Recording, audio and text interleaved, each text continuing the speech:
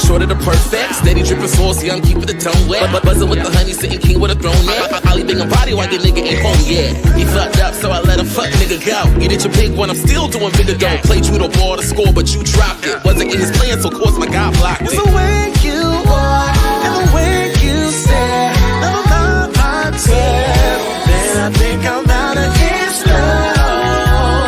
Baby, wanna lose control.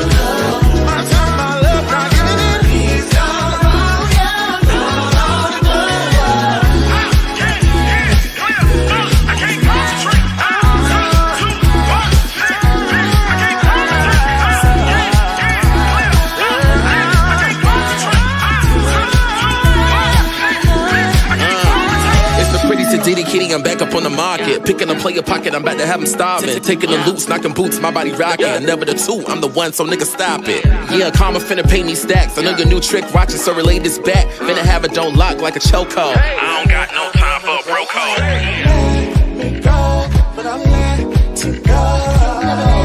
Let me go, but I let you go. Let me go, but I let you go.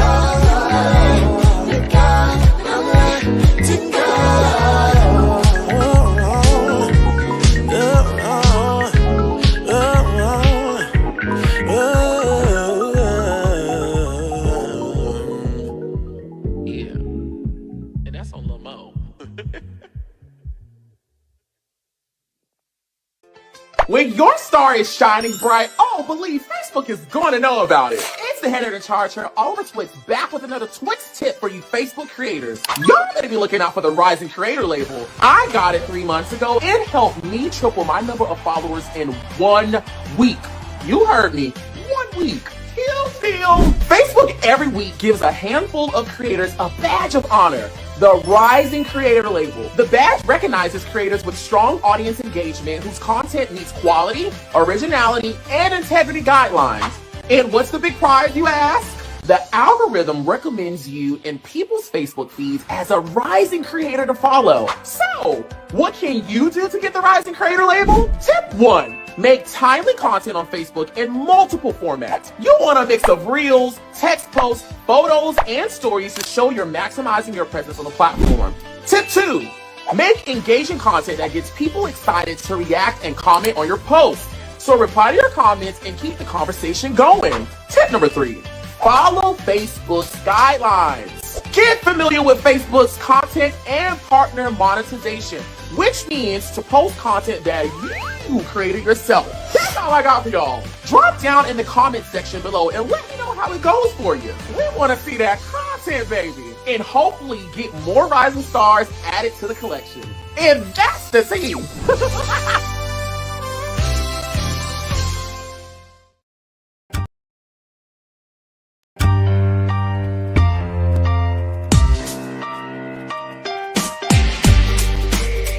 What's up, guys? My name is Sam, and this is Oliver Twixt. And we are from season 5 of Netflix's The Circle, here at the Bumble headquarters in New York City, and this is the Cartel Hour. So boom, we're gonna take the picture. All right. First thing we're gonna do is take the Bumble OG, so we have to put 4. Puntos. Wow. Oh no, I tripped, I fell. Oh! Next, we're gonna take the Bumble XL, 4 and 4. 4. Oh my God! Here we go. What if I gotta sneeze? Like, ha! Okay, just a little one. Achoo. Sous chef, 1 cup of orange juice. On it! Sous chef, Yeah. 1 cup of passion, well no, that's a half a cup of passion juice. On it! We're gonna add a 1/4 cup of lime juice. On it! Wow! Now mix it. Throw it in a circle. Ow! Throw it in a circle. Ow! Okay. I love the color. It's like a sunset. We have to top it with the grenadine. Ooh, look at that. So we need a lime or orange and then some cherries. Wow. Beautiful. And then lastly, a cherry. I'm gonna name this drink a glass of poor decisions, because I'm sure I'm gonna do a lot of that after I drink this cup. That is really good. That is so good. Thank you, Bumble. Thank you so much, Bumble. Bumble, the greatest of all time.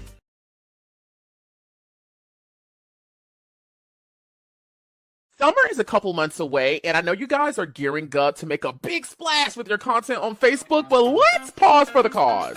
Oh yes, come take a quick dive with me.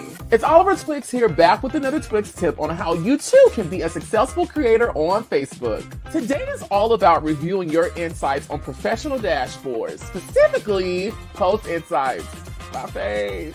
Getting data is the best way to know how your content is performing, and when you know that, you can strategize better for success at a higher level. Go to Professional Dashboard and click on the tab that says Insights to access them.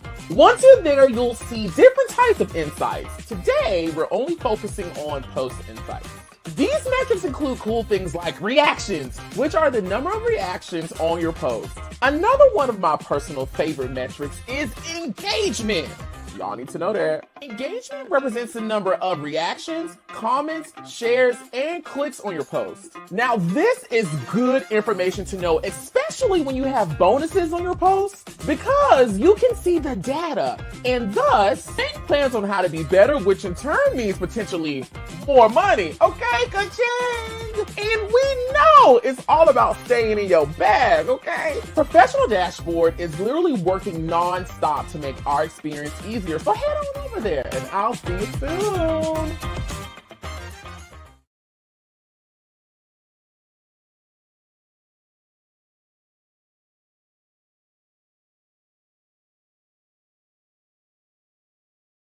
It's Oliver Twixt. And Mama Twixt here. Thank you, Puma, for our Puma Easy Rider shoes. Now, she always want to look like me. No, you want to look like me, child. And thanks to the Puma Easy Rider, our styles are twinning with pride this season. Get into it. I love the Puma Easy Rider shoe because it's a classic, just like me. The Easy Rider's timeless silhouette makes it the perfect shoe for any occasion while making a fashion statement. The Puma Easy Rider, easy to style, nice on your feet. Now, what I want to know is who you think gonna be killing at the pride party? I don't think it's you, girl. Child, please. I already know it's gonna be me, man. Get in the mix with Puma with the return of the Easy Rider shoe. And wear your Easy Riders with pride. Okay.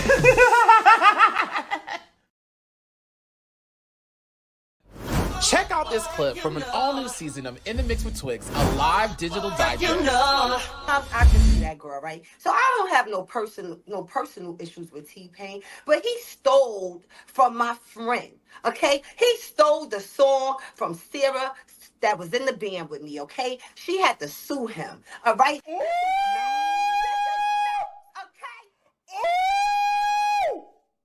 You know, I'm a dance off of T-Pain music in the club if Sarah not there. But if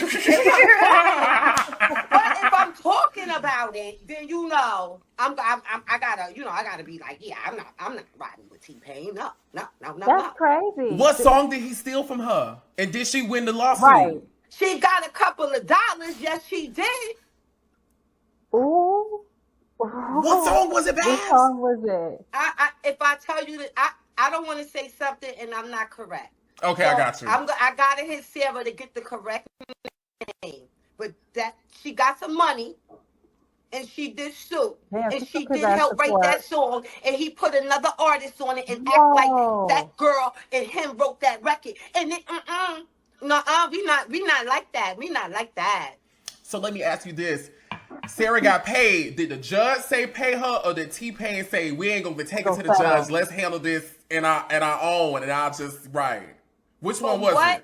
From what I could remember Sarah telling me, the judge gave her that money. Wow. Yeah. Damn. Ooh! Sarah was working with T-Pain. She was writing with him and working with him and stuff. Yeah. Sarah in the band. You not in the band. Sarah in the band. Yo. Back. Oliver. Be sure to watch In the Mix with Twixt, a live digital digest every Monday and Thursday at 9:30 p.m. Eastern Standard Time, only on the Oliver Twixt YouTube channel.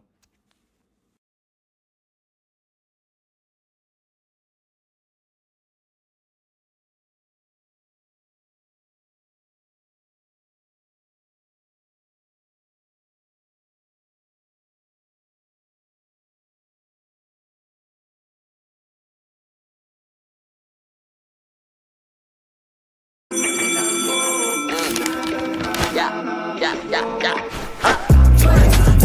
Everybody go. Everybody go. Everybody go. I ain't gon' get a line, but it's better celebrate. Play it one time, you gon' play again and again. Come one, come all, from oldest can. CWIS is the winner. Ha!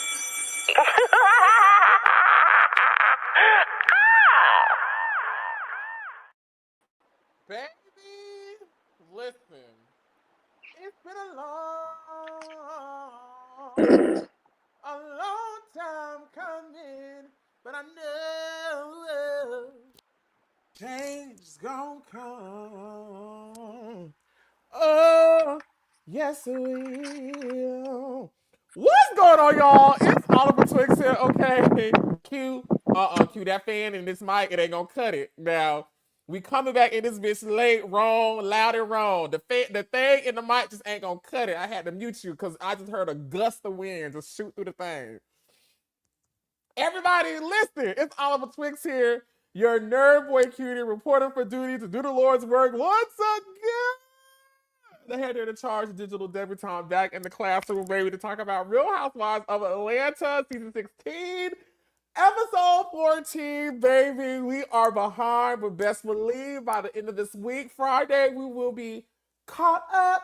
Got me feeling it. Caught up in all things Real Housewives of Atlanta. Of course, today I am joined by one of my favorite people in this world, okay? Somebody who I had the pleasure of seeing while I was out of the classroom. Of course, Quentin T Harris, everybody, which I don't know where the fuck this bitch went.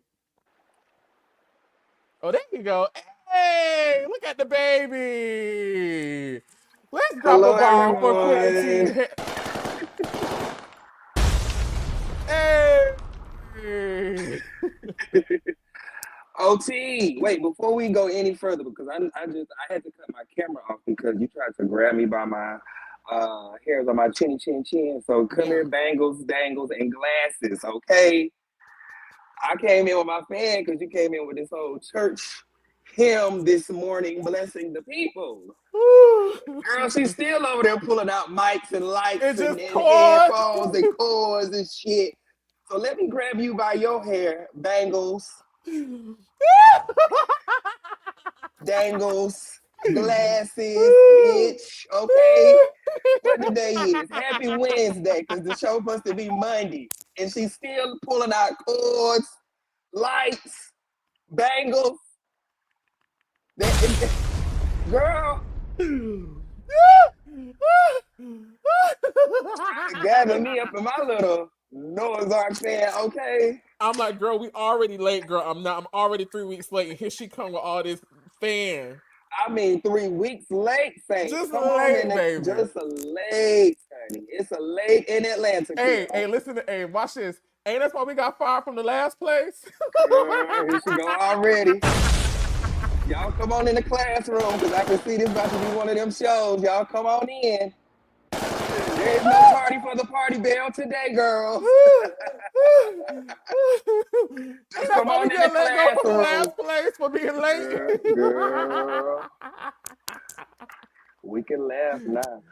Bitch, I was laughing then. I ain't giving We're gonna let the Saints get their chords wrapped up, but while we there's just so many chords I got. Where's the assistant of the day? Baby, no, I got to hire one for real. Like, it's actually time. On my way to New York, not New York, California this last time, I said, oh, I got to cut this shit out. Like, I got to stop this. That's okay. Because honestly, the same money that I'm paying to correct my mistakes when I'm late for shit, I might as well just use that same money and pay it on the front end for me to be on time. You need a little help, sister. No, I need help. I need help. Girl, because well, since we're talking about you being late, I did see all of the Twixt in Atlanta, guys, where we about Wait, what? You saw me well? I mean, not in Atlanta, in Oh, Los I was like, bro, wait Angeles. a minute. Not in Atlanta, girl. You got me turned up because we talking about Atlanta. But anyway, I saw Oliver in Los Angeles, guys. So while he's over there setting up his cords, mics, and lights, we'll take a quick moment and we'll go over the announcements for the day. So I saw Come on, Oliver announcements for Twixt. the day. Come on, a little piece of announcement. Saw Oliver Twixt in Los Angeles, and we had a fabulous time. We attended the Noah's Ark, the movie premiere. If you guys have not seen it on Paramount Plus, please go check it out. It is a phenomenal watch.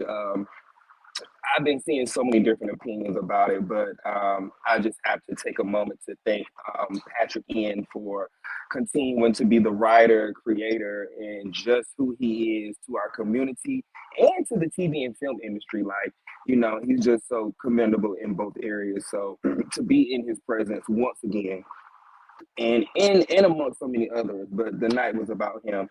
But to be in his presence, Oliver and I had just a phenomenal time, and just being in the room with just so many iconic, legendary, and just charismatic people.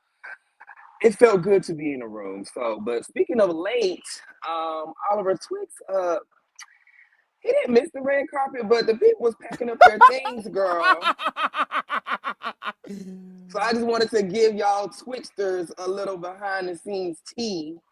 But we had a fabulous time, and I felt like God does everything for a reason. We hit the carpet we didn't hit the carpet. Oliver hit the carpet with Shangela, and we just got to meet so many other iconic people for the evening. So it was a fabulous time. Oliver, how did you enjoy LA? It was like a one night only type of experience for you, but how did you enjoy it? LA was a lot of fun. Keep going, cause I'm pulling more pictures. Cause hearing you talk, I'm like, ooh, I need to pull this picture. I need to pull this picture.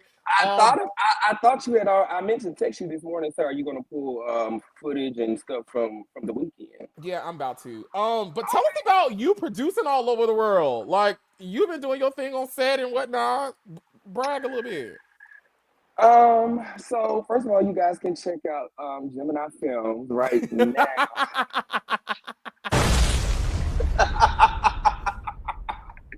You guys can check out Bad Boys Season 10 right now, where I executive produce with Karan Wilson, who's doing some incredible things over at Gemini Films. You guys I think they're on episode 9 right now, and it's getting real juicy. It's getting real hot. It's real steamy. Type in Gemini Films on YouTube, and then from there you can catch episodes 2 through 9 on Patreon. So shout out to Karan Wilson, who is an incredible producer.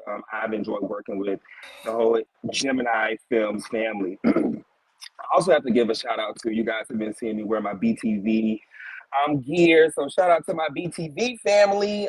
This week, about a week ago now, we shot a pilot and it got greenlit, and we went into production in like a week. We did a Tyler Perry child. We went into like production for like a full day. We shot like 3 episodes in a day, and to be directing and just the level of directing that I was doing, to have monitors on, and to be listening to people in the sound room who was like the executive producer of the entire project.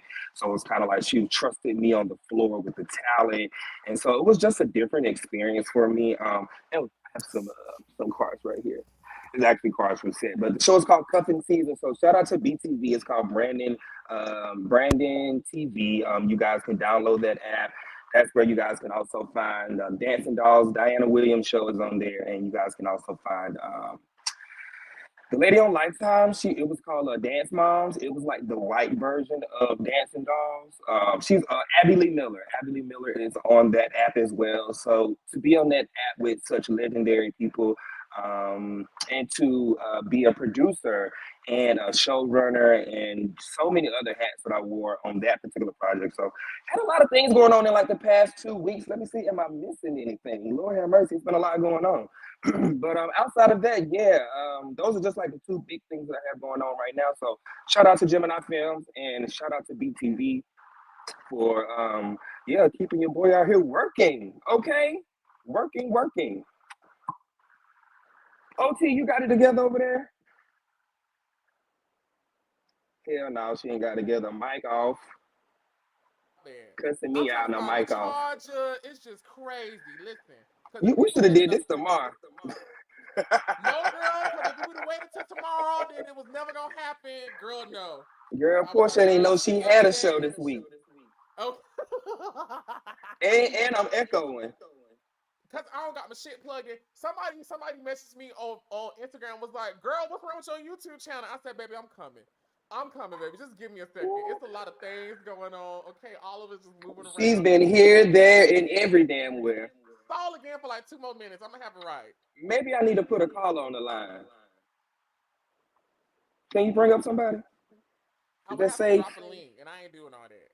Oh, Lord. She's not ready, y'all. So, okay, let me drop the link. I'll drop the link. Let's just see. Well, I'll blab for a little bit more. So, that echoing is killing me. I feel like you right now. Okay, you got me muted. Praise the Lord. You got you muted. So yeah, guys, I had a lot of fun with Oliver. It was good to see him. I haven't seen Oliver, I think, since the last time you came to California. And we got, we did some reels and carrying on, and that was fun. So we literally hung out for like, we went to the premiere. That was a lot of fun. Let me see who else is at the premiere. Let's talk about it. Let's talk about the movie, since we were talking about the movie. Noah's art is incredible. I hope you guys have seen it. I did see one comment below and said it was awesome. It was an awesome watch. I've been seeing different POVs about it, different perspectives, different point of views. But in my opinion, you can tell that there is a next part to the story. You can tell that he's geared us up, but also gave us just enough to know that there is more to the story. So I saw a lot of people saying like it was, I don't even want to say all the bad comments just because I don't like doing that to my people. Like, go read them for yourself. But I'll talk about the positive things. The positive things is the cast looks fucking, the cast looks fucking phenomenal.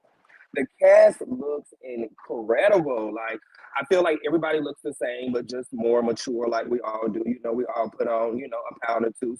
Some of them not. Shout out to Wade. Wade ain't put on a damn pound. And I felt like everybody was still true to character. It was good to see Rodney Chester. I know I'm saying Rodney Chester because I know their real name, but it was good to see Rodney Chester in his role and just how him and his husband's storyline has just expanded, how their children have grown up, and for their daughter to be trans. I thought that was just such a beautiful topic to touch on, and not in a negative way, which we always see. It's just like in a derogatory way when we talk about our trans kids, where they always have to go through like some traumatic experience. And yeah, she was a little sassy and all those things, but she's a teenager and she's, going through transition as a young woman, as a young trans woman. So I felt like that was so cute, and to see that she had a little crush, I thought that was cute as well, because, I felt like our trans girls, young and old, need to see that real love is still attainable. And I thought that was so cute. Let's talk about somebody else. I know his real name, Mr. Spearman. I can't think of his character's name, but his husband had passed away in the movie. And for those of you who ain't seen the movie, go see the damn movie. I hate that I'm giving these spoilers away, but since Oliver got me blabbing, we just talking about it. So if you haven't seen it, and I can't even think of the people's name anyway. So yeah, keep blabbing. I got one more chord.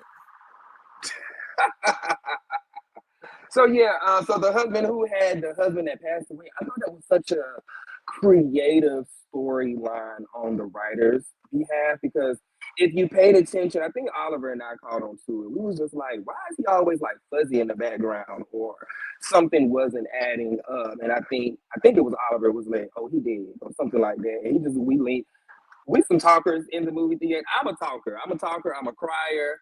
I'm all of those things in the movie theater. If the music is hot, I'm gonna talk about some of the artists that I heard in just a second. But yeah, we're some talkers in the movie theater. So I think he leaned over to me and said, he did, and like literally like a scene or two later, they showed that. So I just felt like that was just such a creative way of writing that, because in our community we just see we see so much death left and right. Two, that storyline is not a storyline. That's some people's real life where, they lose a partner and, things of such like that, and life still goes on. And, you have to think about dating once your partner has moved on and all those things. I just felt like that was just so needed for us to see, because sometimes we as individuals don't know how to deal with grief. And sometimes it's okay. And I know people deal with things differently, but I feel like it's okay to let your friends just be there for you. And sometimes that be there isn't talking. Sometimes that be there is just to cook you a meal and wipe your damn nose and just to, just be there, and it was beautiful. I thought it was great. I can tell that there's more. I hope that Paramount green lights them for another movie or I hope they get a series. I hope that they can branch off and get 8 to 10 series just like these other shows, because they took away Legendary, they took away Pose. Give us something. Give our little black community something. It's not even just a black movie. It's for everybody, but it was a black movie. And it was sexy. It was sexy. It was hot. If you gay, and not even if you gay, if you an ally, or you just open to watching something, it was hot. I felt like there were a few parts where Oliver was like leaning over to me like, this is a lot during the naked scenes, but I'm a nudist, and so I don't mind seeing it all. And I feel like the heteros get so many sexy scenes in movies. It felt great to see gay sex scenes on screen for me. Yeah, all that hunching be a lot for me. It was a lot of hunching going on. It was a lot of hunching going on. We 30 minutes into the show. Are you present in the classroom? You ready to go? Yeah, I'm ready now. Can you hear me? We can, baby. It's loud, live, and in color. Okay, come on, The thing is on. Shout out to the TS in the movie, okay? Shout out to Kaya in the movie. I was about to say, I know they feuding down, and we ain't got nothing to do with that, but that was a hot moment. We was in the movie. We was in. You know what? I wanna let's talk about LA again tomorrow, because I want to actually review a little bit about Noah's Ark now that you started doing it. We can clip it a little bit, but I'm gonna have the pictures ready tomorrow, so we'll get into LA, more about LA tomorrow. Baby, let me tell y'all something. When I tell you, I have been on the go for the last. I've really been on the go for like the last 2 months, but really these last 2 weeks it has revved up. And when I tell you, she's trying to hold on. I'm holding on. I'm holding on, but I'm adjusting. And so thank you, Q, for holding it down for me just now while we got our shit together. It's cords everywhere. It's a whole bunch of shit everywhere. Just to give y'all a little transparency, I'm moving, basically. Cat's out the bag.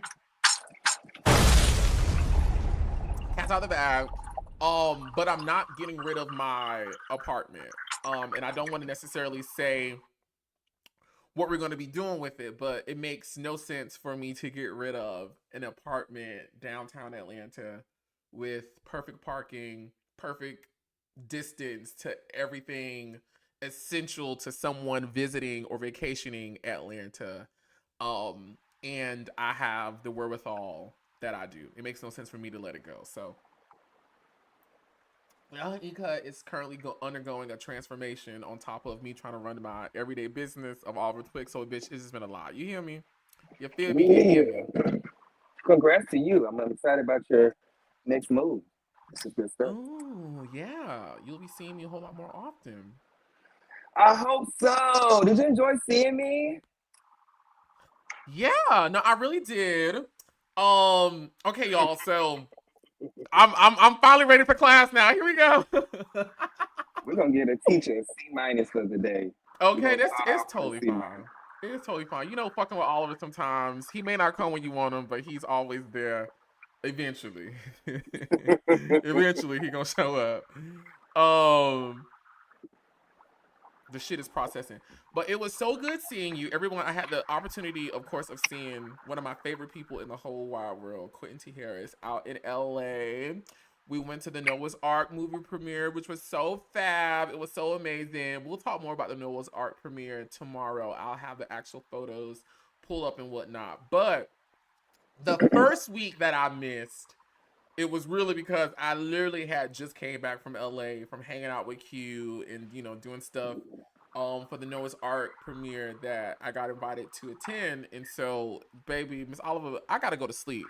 And when we hang out, we parties all night, okay? Baby, let me tell you something. Hangs out. I had to work out, y'all. Baby, I had ate an edible. And baby, when I tell you, since you're gonna keep it real, this bitch showed up. Wow, okay. When in Rome, do as the Romans. I'm about to say she knew she was coming to Cali, so go ahead and get adjusted. Baby was popping them like Tic Tacs. Baby girl showed up in her black Uber. Soon as this bitch got out of the car, all I saw was corset, hips, and eyes. I saw this bitch is in heaven right now. Heaven is calling her name right now. She's in the clouds.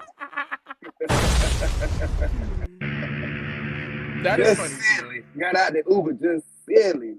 That is funny. Y'all, we had such a great time. It's always so much fun hanging out with Quentin T. Harris. Like, we had such a great time. We'll talk more about the night tomorrow when I have some pictures pulled up. Because I'm going to tell you about what the fuck this bitch did. Oh, you done forgot? Roll your tapes back. Roll your tapes back. Roll them back. Roll them back. What happened? I'm gonna tell you what happened. We just gonna jump into it. No, we're gonna get into it tomorrow. We're gonna get into it tomorrow. We're gonna get into it today. We're gonna get into it tomorrow. Bitch, I gotta tell you about this hoe over here. Anyway, let's talk about this hoe on Housewives, baby. That's now divorced.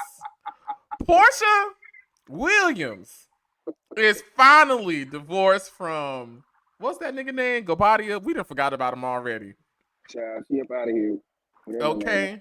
You they think when they done erase her name from the USA, we can't even say her name over here no more. They shut your whole life down, child. You think when they sent Simon back to his country, they put him on ice so he wouldn't spoil? Oh, chocolate on ice. That's cute. Baby, Porsha is divorced, okay? The rollout came out in People magazine, and I was in the comments going up for this creative direction. Because the video, the reel, the motherfucking interview, the photos, everything about it was so perfect. And of course, what Porsha is doing ultimately in the grand scheme of things is trash. You know what I'm saying? Like, she done stole this woman's husband. She done stole this woman's husband. She done put him on the TV. She done divorced him, and she done took all the money. I wonder if Porsha got a better settlement package than Fallon, because when I was reading this, the details of what Porsha got, I said, baby, I don't remember this when Miss Fallon divorced that player. She ain't know what to do, baby. Porsha is on the cover of People magazine. Bitch. People, this ain't no fool-la-la little outlet. People magazine and paying homage to the Angela Bassett. Are you kidding me? Now, granted, in this situation, Porsha would more so be the white woman than Angela, because she took that woman's husband. I'm dead. So really, it's Fallon walking into the boardroom, slapping Porsha down, saying, "Joe, you gonna put me out? You gonna put me out? You hit Porsha, you better be ready to take him to the alley." Now, Porsha, you better not put your hands on no. Did they get it on the camera? Let me tell you what they got on the camera, baby. People magazine, that is really big for Porsha. And I was in the comments like you, Oliver. I went up for just the creative direction of it all, them paying homage to Angela Bassett, just the details of Porsha's a settlement. Yeah. The $40,000 a month is insane. Even though that's just a bag for Porsha, it's just like, you can go ahead and put 4 of them little checks up in PJ little school. I know it's already paid for. Yeah, I'm because just Drew saying, just dropped like, the album, so the royalties already satisfied I it. was about to say, I don't want the girls coming for me. Like I say, like that she could pay for her baby's school. However, I'm just saying, like that is a lot of money, and she gets a large, like 6 or 7 lump sum first before she even started getting the 40K, and she gets to keep the house for like 30 some odd months or longer than that. I can't remember. While he's paying the mortgage, and his ass ain't even over here. Porsha Woo! did that. Now, if it's one Did thing that. Porsha know how to do, is Is not divorce work. somebody. God damn. You know, Woo. I was watching Porsha on in her People magazine rollout and all this other stuff, and I was like, Porsha really embodies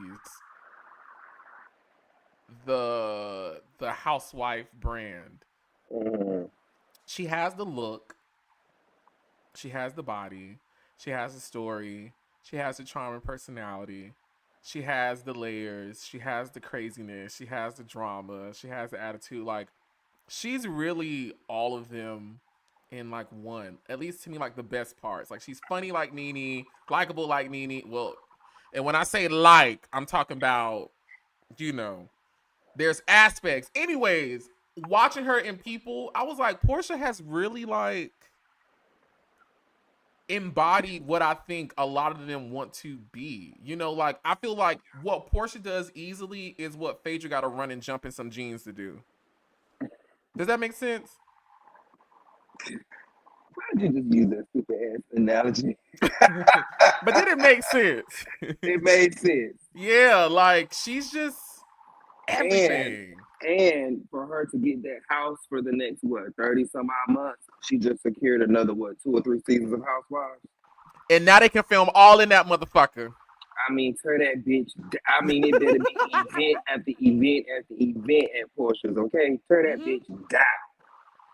Porsha did this. Porsha ate. Yeah, she tore that up. Yeah, I ain't even mad at her. A cover and a spread. Do we want her back with Baby Daddy? I've been seeing it for them.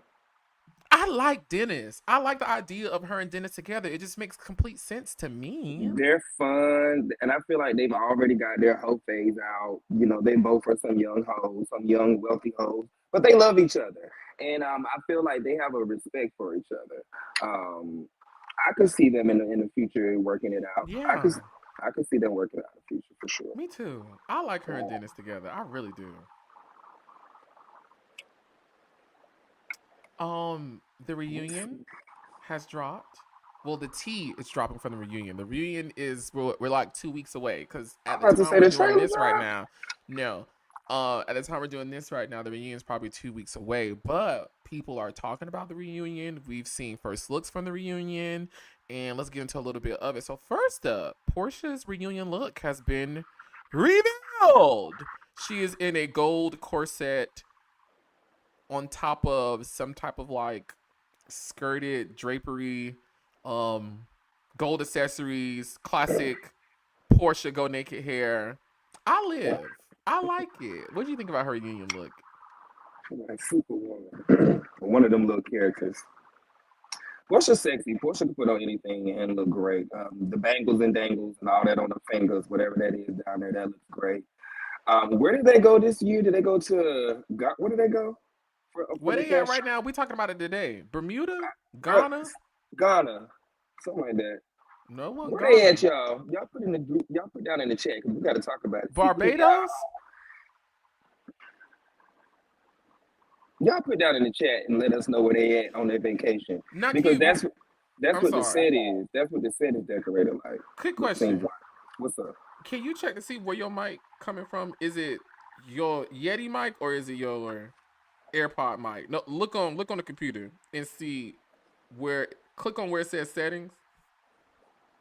Now see, you're gonna have me doing too much over here now. No, that's okay. I'm gonna walk you through it. Click on where it says settings. You see it? I don't see no settings over here. It should be right underneath, or like click where your mic is. Or okay. Which one? Audio? Okay, yeah. Go to settings. Go to audio. Where it says mic. What's there? iPad microphone. Oh, okay, change it to. It should say Yeti stereo microphone. Praise the Lord. Praise the Lord. The better. Oh my God, so much better. You don't know how much better you sound. Now I can't hear you. Can you hear me? I can hear you. Yeah, I can hear you. I can't hear you. Okay, so then what you got to do is go to audio. Go back to audio. Let me take my headphones off. Woo. Say what now? Go back to audio.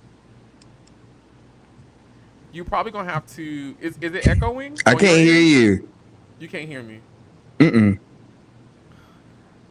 I was gonna say you need to. I cannot hear you. Okay, switch back. Switch back. Hold on 1 second.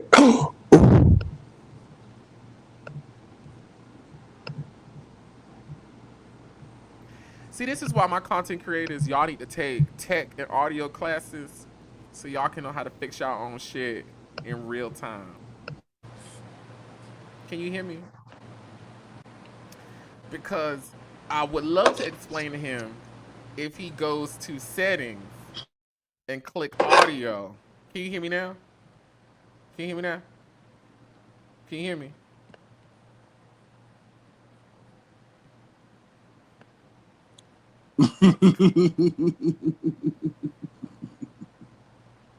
Now she read me. It's your fault. The whole time your mic was coming from your headphones. It wasn't coming from this. Hello. Can you hear me? I can hear you. Can you hear me? Okay, so this is what you need to do. Okay, I'm finna teach you something. So on settings. No. I mean, girl, we didn't stop it. We might as well go ahead and do it now. So on settings, if you click on settings and you go to your audio, you will see where it says mic and where it says speaker. When you plug in your headphones, in order to make sure the audio is going to your headphones, you need to make sure when you click on the drop down under speaker, it says like AirPods or whatever. And that's how you kind of tell where your audio is going, because it'll say default external headphones, this. You need to make sure it says AirPods, and your mic needs to say Yeti stereo microphone, so StreamYard knows where to pull your channels from. That makes sense? You can't hear me like this? So I can hear you, but it's not the quality of your mic that you have. It's your AirPod mic. It's not your blue mic that when it comes on, it sounds so full and rich and full, and it sounds beautiful.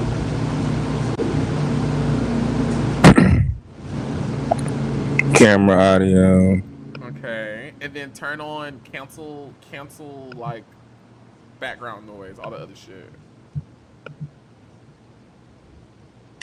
Okay, when I switch to Yeti, can you hear me? When I switch to this, I can't hear you. So then I only have audio and camera though. I don't have another drop down. You don't have speaker. I don't have a speaker. Oh. Mine's is only camera and audio. Hold on, let me go look. Let me go double check. Click on. Oh.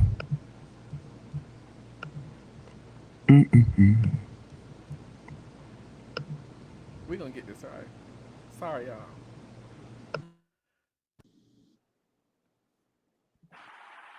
Okay, yeah. I only have camera and audio.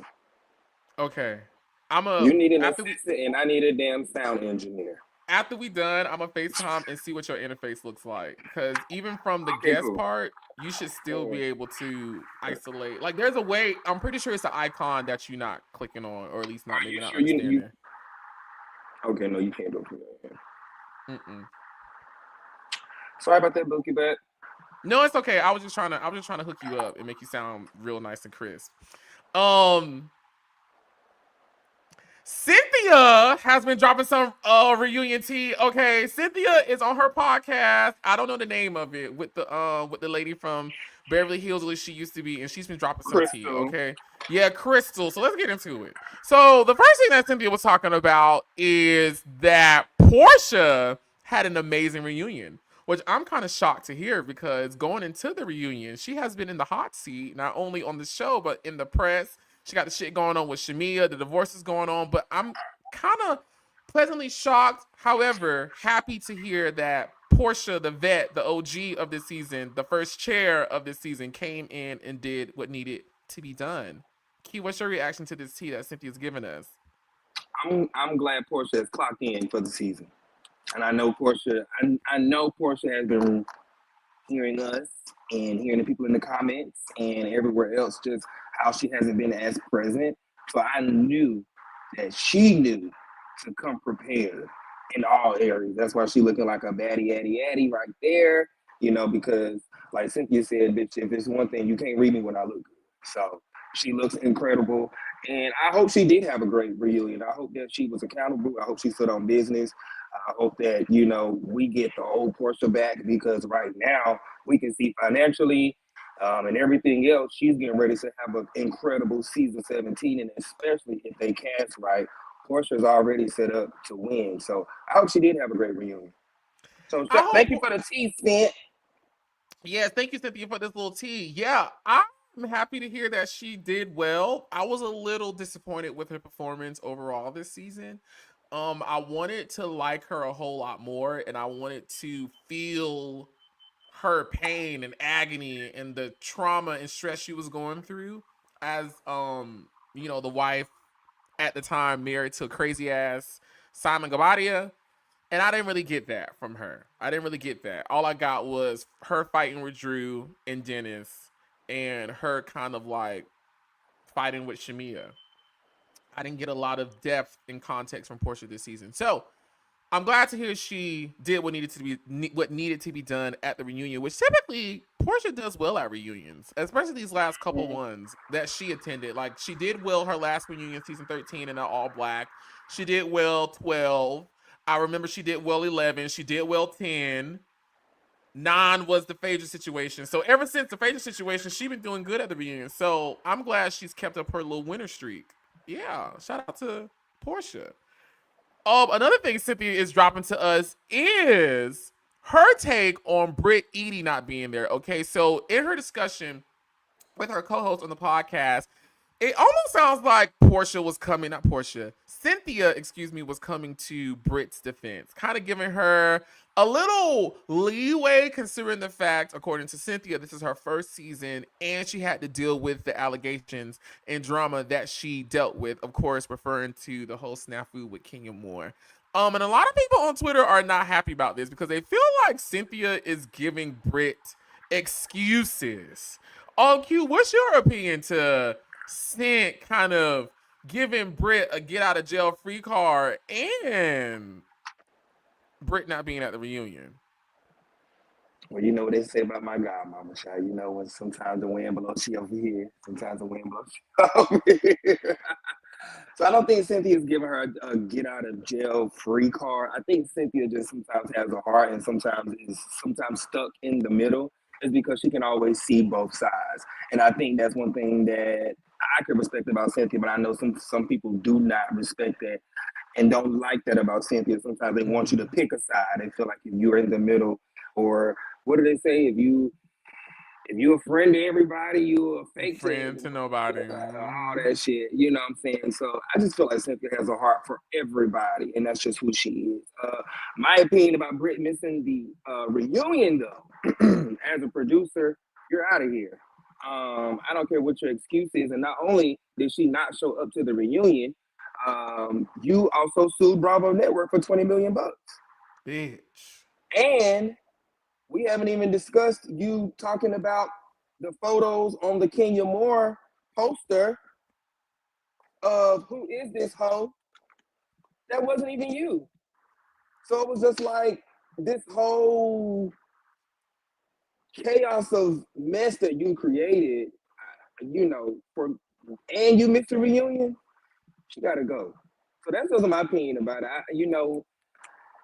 When you miss a reunion, that's like the ultimate no. Be accountable. The lady from Salt Lake City, whenever she, snuck onto the show, being a snake, a fake page, whatever she had going on, she showed up to the reunion. There are plenty of people who showed up to the reunion who've been in the hot seat. So just because you're in the hot seat don't mean you're going to show up. And there are plenty of ways that Brit Eady could have came and won. And I'm not a Brit Eady fan, but let's be for real. There are some ways that she could have validated herself to win, even through her bullshit.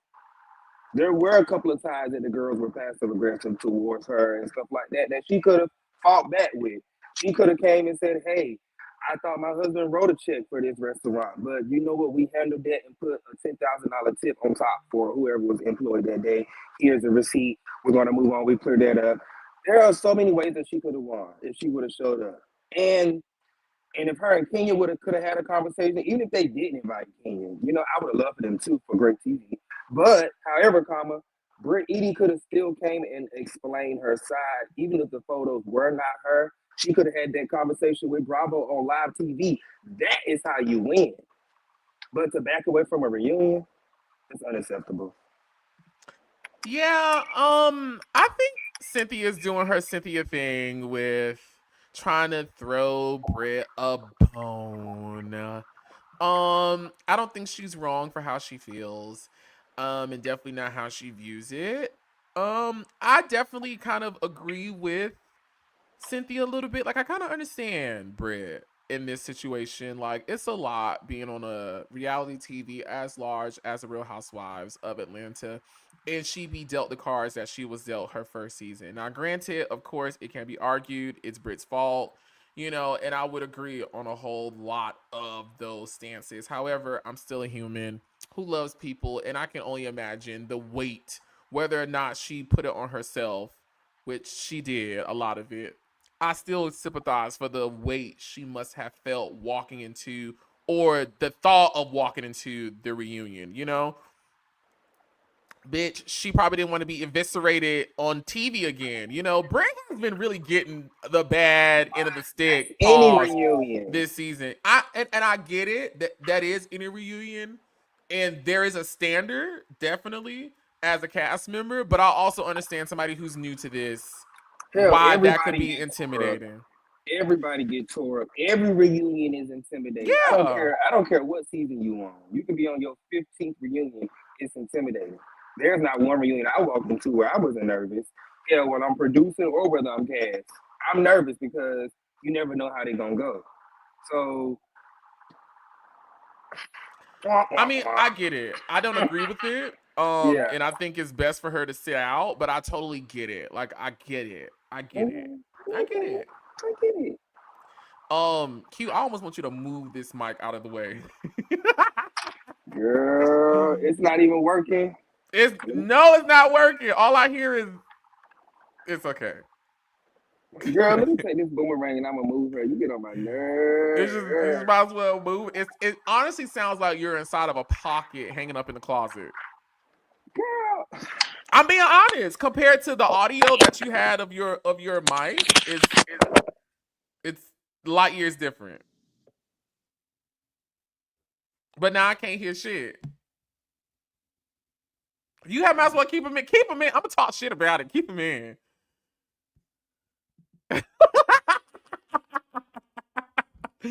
I'm gonna talk shit about it.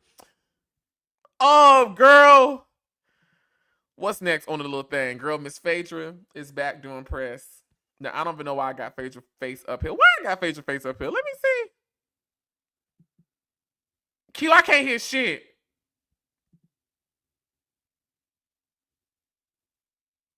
Oh, I ain't saying nothing. Okay, there we go. I don't even know why I got Phaedra face up here. Why I got Phaedra face up here? For talking shit and making faces in the press for the week. I don't know. Is she on a new show? I don't know why I got her face up here, but let's jump into what I saw for this episode. Let's do that. I think we done. Oh, I know why I got Phaedra face up here. I know why. It just clicked. It just clicked to me. I want to get into one more reunion thing. So the people are saying that Drew brought props to the reunion. What do you think she brought? Oh, what's been happening this season? I'm pretty sure it was receipts. I would hope like so. Screenshots. Drew is good for throwing bones across the floor and shit like that. So I'm trying to think of what props would Drew actually bring for the season. Like, what's been happening? Did she bring a bed for Shamia the lapdog? Now that would be pretty clever. That would be funny. A little blanket to lay across her lap. That'd be pretty cute. And she just get up and put it on Porsha lap. Be like, here you go. Now that would make me fall out. And put a little seat on it with Shamia's name. Ooh. You just sit right here. Where the seat come from? Put the little seat on the little bed. Oh, the seat. The seat. Mm-hmm. Hell no. That'll be pretty funny. Okay, so y'all know we behind. We're talking about episode 14 today, right? Episode 14. And we're not gonna go in order. We're just gonna go into things that I saw pop out in the episode. First thing I want to talk about is everyone's hyper focus on Angela's marriage this episode. Okay, so everyone's talking about it's her anniversary. Charles ain't there. And they just keep doing these cutaway scenes of Angela and Charles and whatnot. And I feel like the show is trying to push this idea that there are issues in Angela and Charles's marriage, which potentially there could be. We don't know. But I feel like the girls and maybe even the producers, who's ever telling the story for the show, are hyper fixated on trying to exploit and put on full blast whatever issues Angela and Charles are having. Like, of course her husband was supposed to be home on a girls trip while she's working her job. Of course he wasn't supposed to come. Like, it would have been weird if he came. But I just felt like they just kept trying to show things that to me were not the most appeasing to their marriage. What you think, Hugh? I could agree with you, but also I feel like they're only working with what Angela and Mr. Oakley are giving them, to be honest. You know what I'm saying? You know how I've been riding Mr. Oakley's head this entire time, this entire season, about just his mannerisms and just the way he speaks to her and just, you know, all of those things. And I feel like I'm not the only one who sees it. A lot of the audience sees it, and the producers are dumb. They're picking up on it. So it's not there. I think that they're trying to figure out what that is, what that energy is. So yes, they may be alluding to it, but also there is something there, you know. Maybe it's just something that we're not privy to, the audience, or maybe that's just their love languages, but it's just a little different. And so I feel like they're alluding to it, but also Angela and Mr. Charles are giving us everything to allude that something is going on. You know, him not answering the damn phone. Now, granted, yeah, you was home and you could have been doing anything, but damn, the anniversary, and since we're not going in order, her girlfriends did more for their anniversary than damn he did. They had a whole cake at the end of the episode come out to celebrate her birthday. I mean, to celebrate their anniversary. He ain't had no flowers pop up at the door. Photos just dropped. What? All the Housewives photos just dropped? Are we talking about the reunion? Is this an alert? Is this an alert? I'm finna But look. just to finish my statement, what Oliver's going to look for reunion pictures is that, you know, I felt like her homegirls did more for their anniversary than he did. Now, granted, he could have did something behind the scenes that we just didn't see, but we need to see it. This damn she filming the show. You know what I'm saying? So if he did something elaborate, I felt like we needed to see it. So we didn't need to see it, but I mean, damn, answer the lady phone call when she called you. She done called you 4 or 5 damn times. Today is your anniversary. You should be expecting your wife's call at any moment. Like, I don't know, it's just me. And maybe my love language is just so I love hard, so I feel like delivering flowers to wherever she was going to be, like, this is your wife. You're going to know where she's going to be at all times, whatever. And there was some kind of way you could have figured out a way to have something delivered to her. You know, you're freaking Charles Oakley. You got all buku kinds of money. It don't have to be nothing big. It could have been something, $100 free. Well, I mean, I know she going to want a $100 bouquet of flowers, but just something small. And so, yeah, I don't know. I feel like, yeah, Oliver, the producers could be alluding to it, but also, you know, I've been riding his neck this whole season just about the way he handles her. So I'm not the only one. So he can do a better job. I feel like they could do next season. They need to do a little bit better of showcasing the softer side of what their marriage because we just been seeing the rough side. And hell, maybe it's not our business. And I heard her say on Watch What's Happening Live the other night, the husbands don't get paid. So maybe he do show up to the camera with an attitude every time they come around. The same thing Mark Daly did. Kenya's baby, they dropped these photos. Oh, baby, we got to cut the radio and get into this right quick. Okay. Alert. Oh, baby, alert. we got to get into these photos, baby. That's all I had. So, yeah. I just feel like with all these women having been in tumultuous relationships on this show and going through their own divorces, I would feel like people like Porsha and Phaedra would be a little bit more sympathetic towards Angela.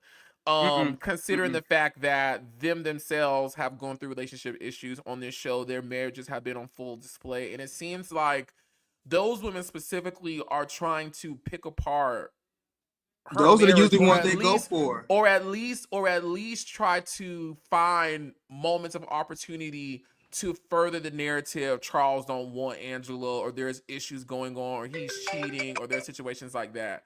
And for me watching this episode, it just felt like a lot. And I could almost see Angela trying to be positive about it and keep a straight face. But I could tell by the time she got to Charles on that phone and he was just being so lackadaisical about his responses to her, I know she was like, I'm over it, you know? Yeah, there's such a hyper focus on her and Charles. And I get it, you know, it is Charles Oakley. He's a huge athlete star. Everybody knows Charles, but it's just like, dang, like, and you also have to remember, off. Those women went through, like you said, some very tumultuous times on the show. People can smell new blood. They're gonna want you to go through the same thing that they want, like what they went through. I remember, I think New Jersey kind of went through that same thing. It's like when somebody goes through something, or I know Beverly Hills goes through that a lot. They're currently on their season of doing that. Dorit and I forgot the other lady. It was like when she divorced. It's like when you see something in somebody, you try to pull it out of them. So the reason that Porsha and Phaedra is going so hard at Angela is because they went through some tragic, you know, divorces, and they kind of, you know, marriages went down through the mud, and so they kind of want to see it from other people. And I hope that Angela and Charles's relationship is strong and can stand the test of times of what comes with reality TV. But I feel like those housewives, sometimes they try to pull it out of you, or they try to find those deep, dark secrets to make you earn your spot. Y'all, let's get into these reunion looks right fast. I'm excited to see what's going on. Who's up first?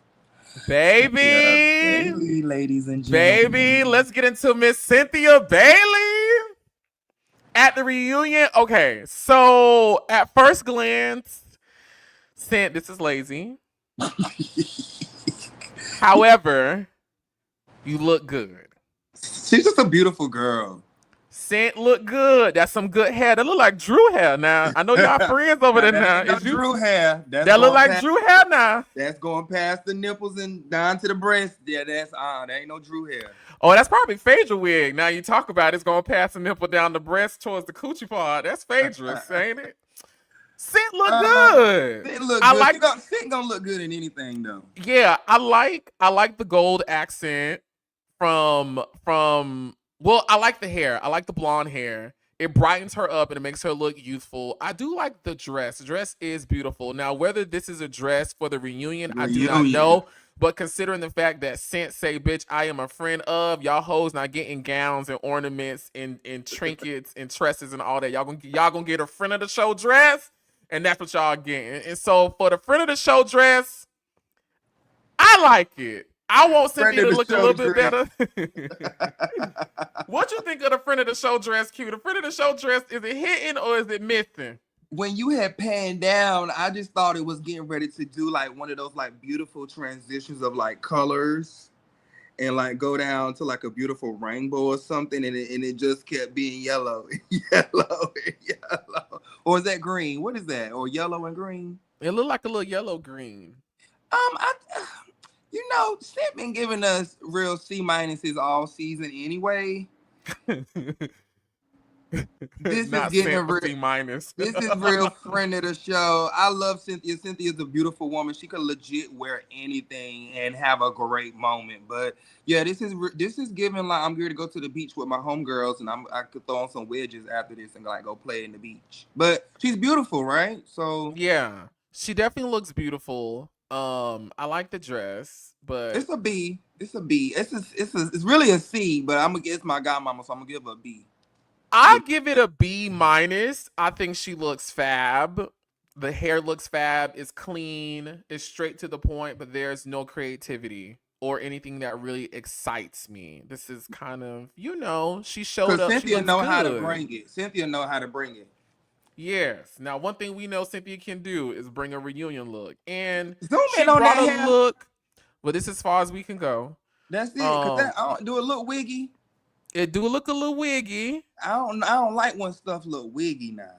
It do look a little wiggy, but it's okay. Cynthia said I'm friend of. Y'all hoes just be glad, okay? It looked like turn the wigs around. Yeah. Who's next? Ooh. Okay, next. Next. Everybody who I think is the underdog of this season. Let's give it up for Miss Kelly. I like this from Kelly. Now, baby, you said one word on that last thing talking about sin, and it's giving ornament. It's giving ornament. You think so? It is It's a little origami tease. On, Kelly. It is a little origami tease. Origami tease. Woo, that's a lot going on, but it's a reunion look, so turn up. Reunions are supposed to be elaborate and big. My God, that's a lot going on this dress. You know what I love about Kelly? This entire season, everything about Kelly is gaudy.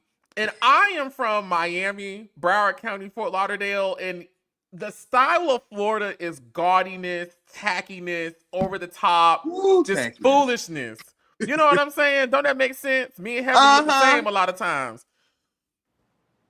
I like this on Kelly. You got Kelly in now. Okay, just trinkets, just falling stars, Bangles and all types and of dangles. cords. It's just crazy.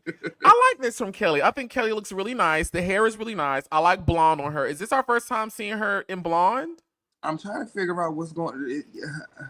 Everybody went and shot that go naked for the reunion. I was just getting ready to say, is this Porsha's wig? Okay, everybody just went over to Porsha closet and said, "Well, girl, give it here." And what's that color at the bottom down there? What's that? What is that? It's like almost like a brown, like a honey. Okay. Like a little honey blonde, a little bit. Can we see I love Kelly's the hair. shoes? Yeah. I love the hair. The hair looks really nice. I like this style. Her face looks really great. Makeup simple yet very sleek. Is that a snake around her neck? Beautiful. She has some sort of reptilian medallion on. Is that a snake around her neck? Okay, let's snake.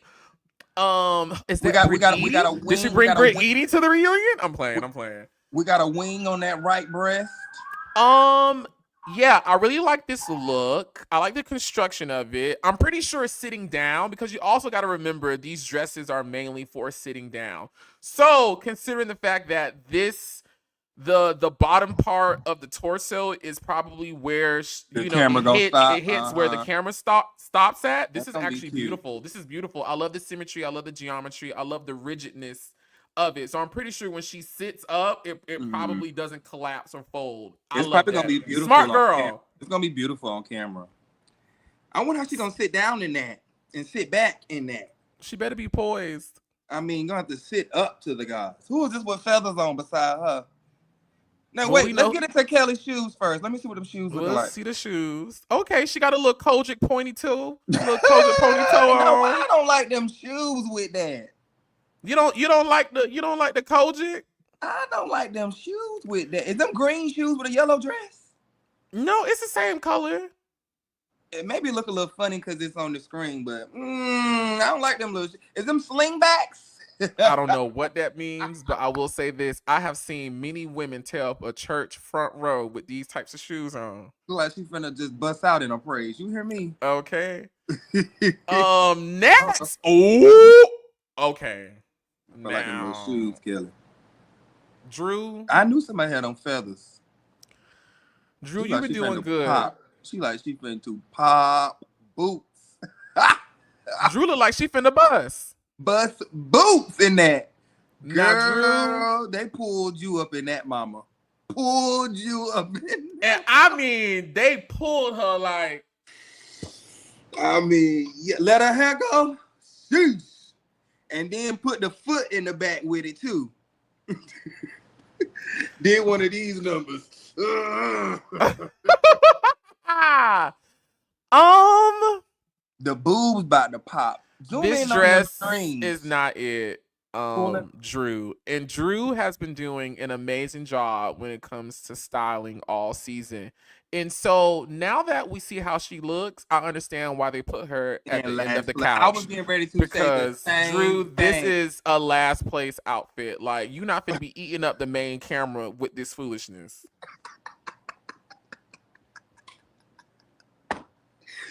You are a dummy. I was about to say the same thing. Now this answers our question on why Drew got her seat placement. Girl, the producer saw you and said, no, ma'am. No, ma'am. No, ma'am, down to the end. Drew! Disappointed. You were doing good this whole season. You should have been the one to step out like a goddess. And you should have been, Drew, the feathers, the hair, just all of it. It's too tight, Drew. You can't even sit down in that, Bookie butt. You gonna pop that if you eat a mint. You eat a mint during the reunion, you gonna pop that. And Drew is a beautiful girl. So I'm a little disappointed with the look, Drew. The feathers, it's a lot. Drew, this look is through, okay? The First of all, it doesn't look tight. It looks like the material they make a lot of clothes out of on Amazon. Not stretchy. Yeah, like that costumey, stretchy type material. Yeah. The feathers are no. Like, why is the feather on your elbow? The feather should be highly lifted up, like over here.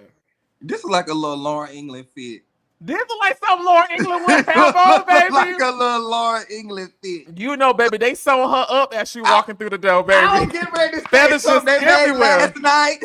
Okay, something child. She just DM'd somebody. They sewing her up as we walking through the door. Stop it. Let's focus, because I gotta cut this up right. The titties look a little crazy because of the top. This doesn't look good, Drew. This does nothing for her waist, and her body looks fucking amazing. Have you seen Drew's body on social media? She looks amazing. She's a beautiful girl. Yeah. And then this little S curl on the forehead. S is for sorry. Try again next season. I don't like that middle part, the way it's coming down. Make her the middle part. The line lip. Turn her wig around too. That's why Cynthia had that little shift, because she saw it all right. We should have called Sheree the wig puller. Just pull everybody wigs. Just pull it down or something. Pull it down a little bit.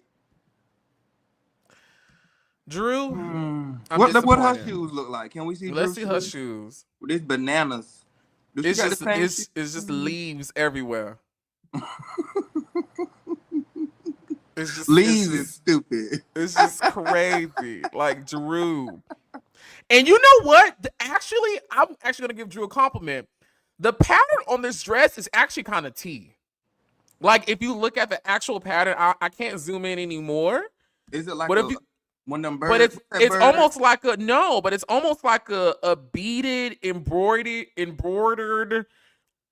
bejeweled, bedazzled type of, was it like paisley print almost? Mm-hmm. Now that I would have loved. Now this print and maybe something like a suit. And maybe like a suit cue, like a pantsuit with the same material, and maybe she could have done the feathers on the collars of the jacket, maybe a little bit on the pants, maybe lined the collar with the feathers, gave me a little boob action, a little silver metallic thing to push it up. Now that would have ate. They should have some different looks on the mood board for her to choose from the night prior to. Child. Because, yeah. Ralph probably locked her out the house, and this is all she probably could do and muster with the time given. He said, hand me that stretch material. Pull these up. Let's Jesus, go. it just gets worse. Who It looking gets bad worse. next? It just gets No. worse. And I'm so sorry to do this. It better not be Angela. Shamia. Oh, maybe they doing birds because of where they was at. Where were they at? Grenada. They was in Grenada. I don't know. But if the theme was birds, I need all this bullshit to fly away because this is not. Because I see them all doing these like bright greens and yellows. So I'm just like, maybe it was like the Grenada, and I see like the leaves, bananas look. So and then Shamia got. We don't need to take no more. We don't need to take no more trips to Grenada. We may need to go somewhere. Now let's like zoom in on Mexico. Now, let me see the bottom of Shamia's dress. What's going on? Before we start at the bottom, let me give Shamia some compliments first. This is a beautiful brown. The hair, bobbing, amazing. Bobbiana. The makeup, amazing. Beat. The nails, the skin, the shape. From what I can see of her body underneath this mess, amazing. Nah, the dress ain't that bad, nah. I'm actually about to compliment the dress. I'm about to give the dress a compliment. Okay. It is shady, bitch. What I love about the dress is the creativity of it. I love the. Now, granted, I probably can't afford this motherfucker, but I am finna talk about it. I love the creativity of it. I love the shapes, and I love like I love the different textures. I love the jewelry of it. Actually, I look at this dress. It's not a bad dress. You know what I don't like about it? What? I can't see form all the way, if that makes sense. Like I see the silhouette.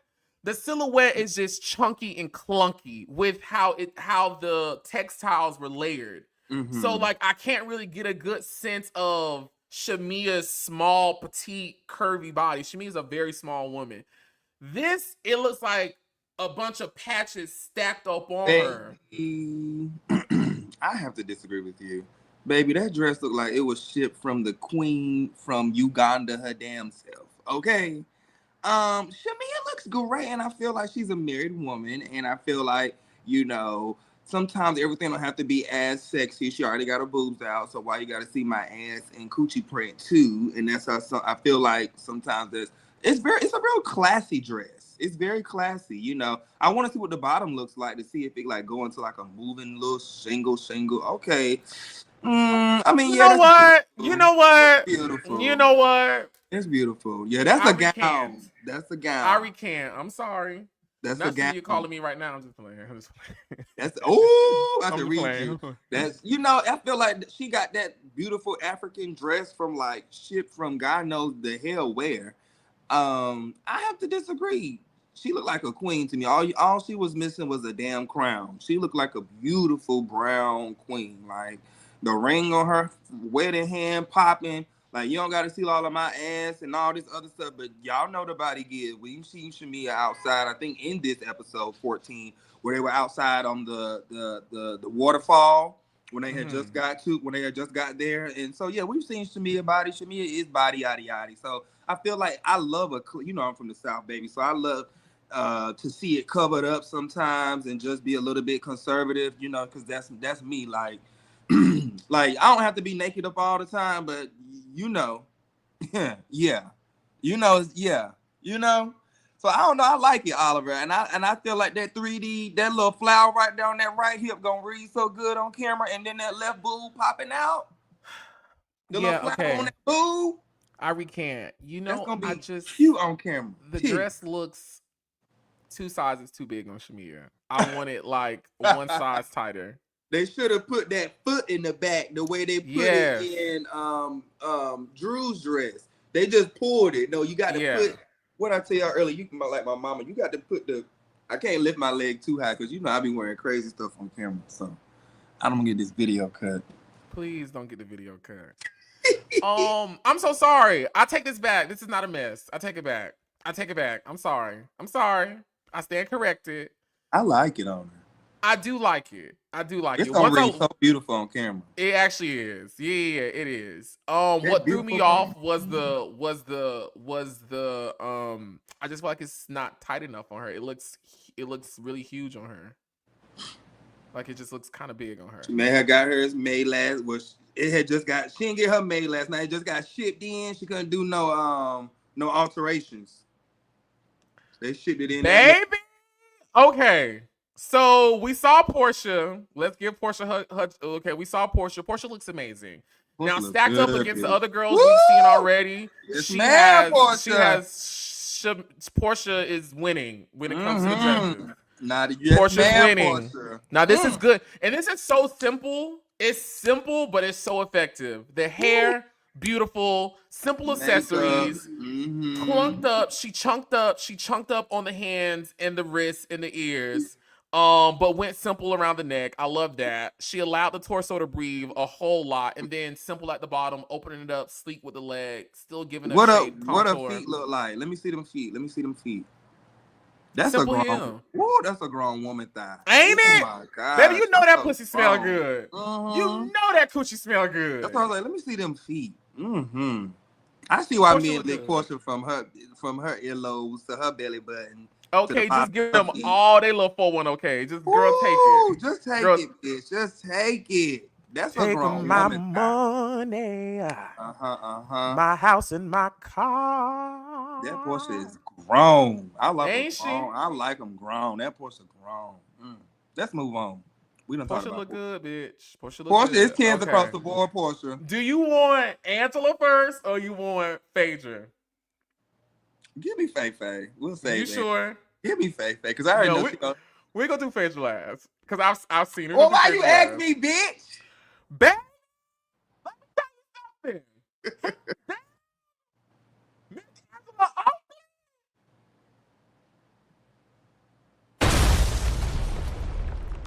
Baby, I live for this. She look good now.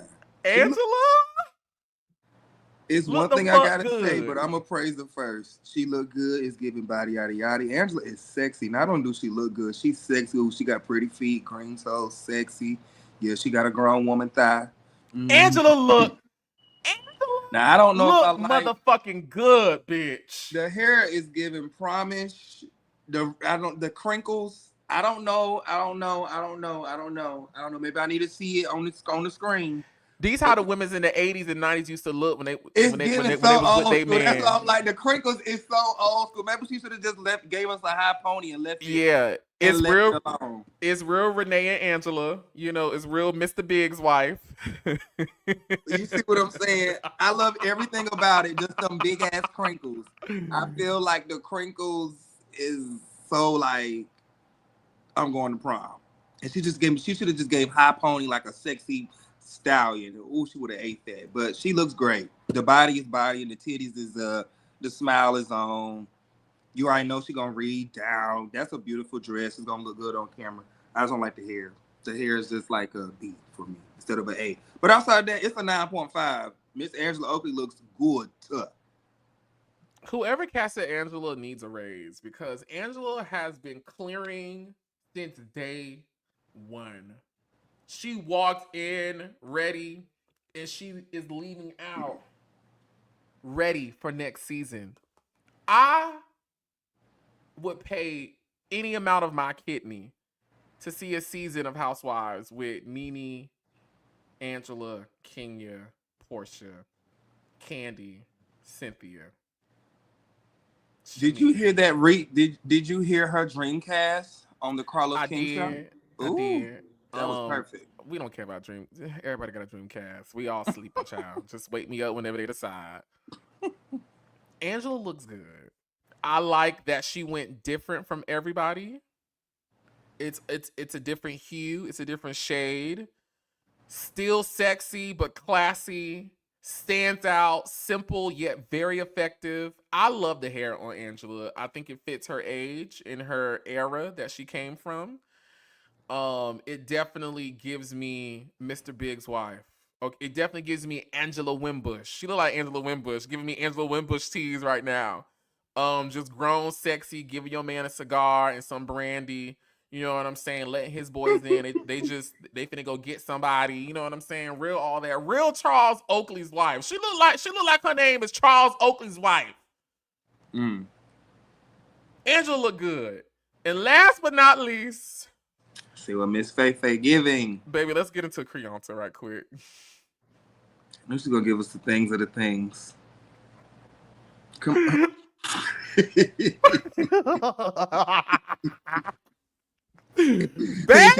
Think she's serving Faye. Go back to Faye to get on my damn nerve. And she got the rest of that dress from Porsha's rap. Baby. Why did they all make their little outfits the night before? This hair I don't like. It's giving Storm. You don't like Phaedra's look? I do not like nothing about Phaedra's look. Did she look like she got the rest of that bottom of that wrap from Porsha's wrap? I don't like nothing about this. It's too much, Faye. This hair piece is too much. And she probably got her piece shipped from all the way over there, but it's just too much, Faye, for her age and just. I don't like nothing. I don't like the top. I don't like the hair. The shoes, I'll take the shoes. I'll take the Giuseppe's, but those are a little dated too. I don't like Faye. I don't like it. Phaedra look like she got one of the prayer cloths wrapped around her when you have revival and the people get to shouting and you don't want them to show their macaroni and cheese on the camera in the church, so you got to cover them up. That's what Phaedra got wrapped around her waist. She just said, "Come here, mama. Let me just wrap it."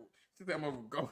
Baby, Phaedra into the reunion with the full armor of God. I mean, just took all the goddesses' armor. Okay. Just took the goddesses' armor. She got the swaddling clothes around her. She got the crown.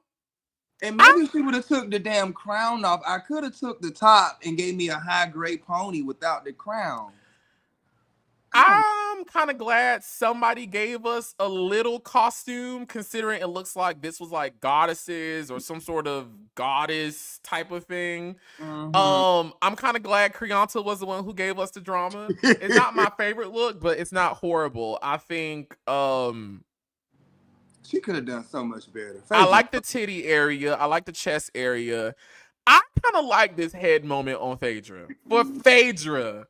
I like it on Phaedra. Now, granted, I think I would have loved to see Phaedra in one of her a la season 6 reunion when she had that bun tied up, sitting on top of her head, when she had on that blue dress. That probably would have looked better on this because it would have probably given that idea of a crown or something majestic sitting on top of her head. But I'm okay with the go naked laying on the left side. I'm okay with that. Baby, this is a whole go naked commercial at the reunion, ain't it? Because everybody got it and they look go naked hair. Yeah, and they're wearing their pamper sheets too. God knows. Just wrap. Baby. Wrap up. That was fun.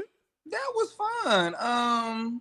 We've seen the girls do better, but that was okay. The girls overall they look good. Overall they look good, and I feel like they fit the season. It fit like real young, fresh, light, bright, because the season wasn't like just down in the gutter.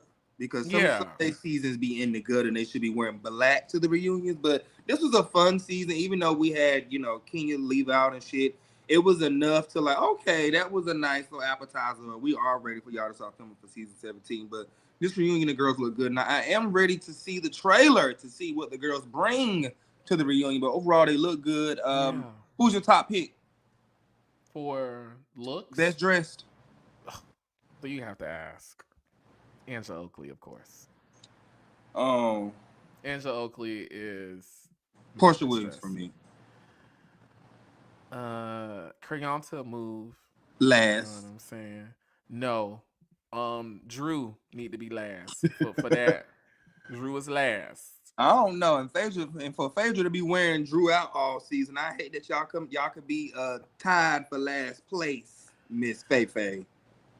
Angelea Oakley is my vote for best dress at the reunion. She looks fun. Oh, Angela, first season out of Housewives of Atlanta, baby, you have eaten the girls up. And according to the streets, you did well at the reunion too. so glad I was an oak at the beginning of the season, and I'm not like none of y'all other bitches who just, y'all just came on. I'm glad I was at the beginning of this whole situation. And Q, you said Porsha Williams is my top pick. Oh, that's the goddess right there. Woo!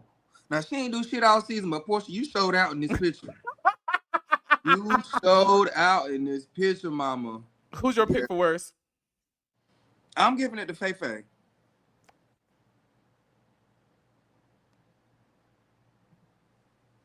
Phaedra is your pick for worse. Now go back to Porsha's picture.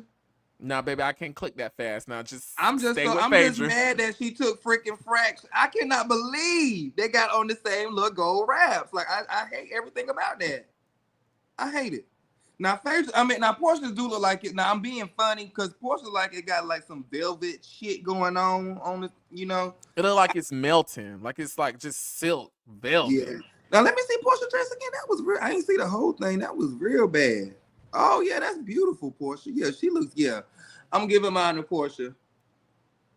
Now the only thing. Now this is me just being extra. I would have wanted just maybe something a little bit more gold in Portia's hair. Maybe like a they have those. Just take a couple of them things you got on right now. You know what I'm saying, girl? Just take one of these little things right here. Just put it on in there and just go on about your business. And that's perfect. And then my worst is, I'm gonna stand 10 toes on Faye Faye because I know you're gonna give it the truth. So my worst for the reunion, definitely is Drew Nasty. And we know why she lost her seating, her number one seat. Yeah, Drew. Blame your glam team, Drew. If you would have showed up to my reunion looking like this, you would have been out the door, let alone sitting last on the couch. I would have been telling you to go get something else. Don't look that bad. Q, considering how well she looked the entire season, this is abysmal. Like, she could never open her mouth and say anything about Shamia's styling ever because this looks so prime delivered. Not an Amazon dress. And I don't want Faye Faye to say nothing else about Drew and her fashions because Faye Faye, I'm disappointed. Okay. Jumping back into this episode, my notes to this episode, and let's try to get through some of this. A little quick, baby. Apollo comes up on this episode again because Brit Eady, the episode before this one, awkwardly apologizes to Phaedra, to cover her bases because she invited him and his wife to her event, and everyone's like, why did this come up? What's going on? This is so weird. Q, what were your reactions to this whole idea of Brit apologizing to Phaedra because of her inviting Apollo? I felt like Brit was fishing for a moment, and you got to know who you playing with. Phaedra is an OG, and I felt like Brit was trying to trying to clear her ass, but she did it in a weird way. So something weird happened at that party, like a Diddy party type shit. Or, I done lost my train of thought, y'all. She was trying to push Phaedra's buttons easily, and I felt like she was trying to get her riled up. But like I was saying, Phaedra is the OG. She don't even give a shit about Apollo. So you bringing him up was kind of pointless. So yeah, I felt like she was trying to take the easy route by pushing her buttons by saying her ex-husband's name, and Phaedra was like, "Girl, you look stupid, not me." Yeah, I didn't think Brit was trying to start something with Phaedra because that's not the energy I'm getting from her right now in this season. I feel like she's still trying to fit in. I just think Brit is a little socially awkward around other women, especially within the context of Real Housewives of Atlanta. Mm-hmm. And I think she probably was thinking too much ahead. That's what I think she did, and not necessarily was looking for a moment, because I'm just thinking about the beat up she got from Kenya from the beginning of the season. Brit is silly, but she not dumb or slow. I don't get dumb or slow from her. I don't get she would repeat the same thing she got obliterated and eviscerated for at the top of the season that she's still crying about at this point in the season. I just think Brit is not a self-aware I don't think Brit is aware of things outside of herself fully all the time. And I just think she was just tone deaf to the situation. I don't think she was trying to start something with Phaedra. I don't see that for Brit. I don't see her getting the treatment she got from Kenya at the top with the bullshit she did there, and then repeating the same thing with Phaedra, who she knows is going to slaughter her. I don't know, but does she know that Phaedra's gonna slaughter her? She ain't never met this lady. But she didn't watch the show. We know she a fan.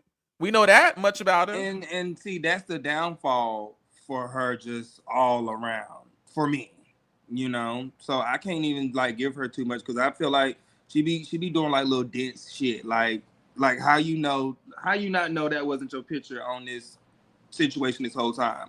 I would have had my showrunner or my producer go and check. Like, I don't know. I can't give Brit nothing. I'm sorry. It's just she be falling flat for me. I think Brit is so beautiful. Like, when I see her on social media, when I see her looks, her videos, her posts, I'm like, oh my God. To me, she is arguably, y'all, easily top 2 most beautiful housewife of Atlanta that's ever been on the show. For me, in my opinion. I think Brit Eady is stunningly, breathtakingly gorgeous. It's just so unfortunate I cannot say the same about her performance as a cast member on this show. Yeah, because I was about to say, but to go back to the topic at hand, yeah, she's a pretty girl, but when she coming for Phaedra, yeah, I feel like she was trying to do a little slide in and not knowing who you was playing with. Phaedra OG, you don't even know that lady will eat you up in about 2 seconds and make you quit the show. Okay. Next in this episode, baby, Drew is taking center stage again. Okay, everyone wants to know about Black. Who is Black? Who is Black? Who is Black? And I almost feel like this is a very light form of slut shaming. And I may be jumping out there a little bit, but I'll explain why. Why are we weaponizing what this woman is doing in her dating life as something to get at her on this show that relates to nothing? In response to, and I'm talking about Porsha, you feeling like there's aspects of your dating life or love life that are out there or whatever, and bringing up Black. I feel like the girls are being extremely rude, mean, and extremely antagonistic in bringing up this woman's dating life that absolutely has nothing to do with this show. Like, it has nothing to do with this show. And so you trying to bring this up to me feels like you're trying to expose her and bring some sort of negative attention to her and the person she's dating. In the way that they keep trying to say, who's Black? Who's Black? Who gives a fuck? Who gives a fuck? Why do y'all care? I have to agree with you 1,000%, Oliver. That table scene got on my nerves so bad to the point where, I always come from a production standpoint. I come from talent, but because right now I'm in my producer hat, it felt so forced. It felt so like production is making me ask y'all these questions. Yeah, Porsha brought it up, but when Kelly brought it up, it felt so out of... It was weird. The left field. And when she hold up that little black napkin, I was like, oh, production must have had... They must have said, okay, we got to have the girls talk about this today because Kelly brought it up and the other group and the other scene brought it up as well. And I was just like, why are y'all trying to force this Black question out of her? She keeps saying, y'all, that's my friend, that's my friend. Y'all already know his attorney people are watching and stuff like that. Y'all trying to get her trapped up, which brings me back to my comment that I was saying earlier. When you go on these shows, these women are trying to bring the ugly out of you. They're trying to bring the ugliness to light because that's what makes a good show. And it's so unfortunate. Like, I don't know, I guess if I'm working on a show, there's only so much you can tell me to do, right? And so I just felt like it come from Porsha, that was one thing. But when Kelly brought it up, it really got on my damn nerves. Because I'm like, okay, this seems so forced. Like, y'all trying to force something. And she keeps saying to y'all, oh, my friend. And then y'all say, like, oh, has some flirting been going on? Why would flirting been going on if I just say this is my friend? Like, let it go. Damn. Yeah, I didn't really like the women's attitudes towards Drew as they were trying to get information about Black. Because, once again, y'all have been on this show. Porsha, you've been on this show.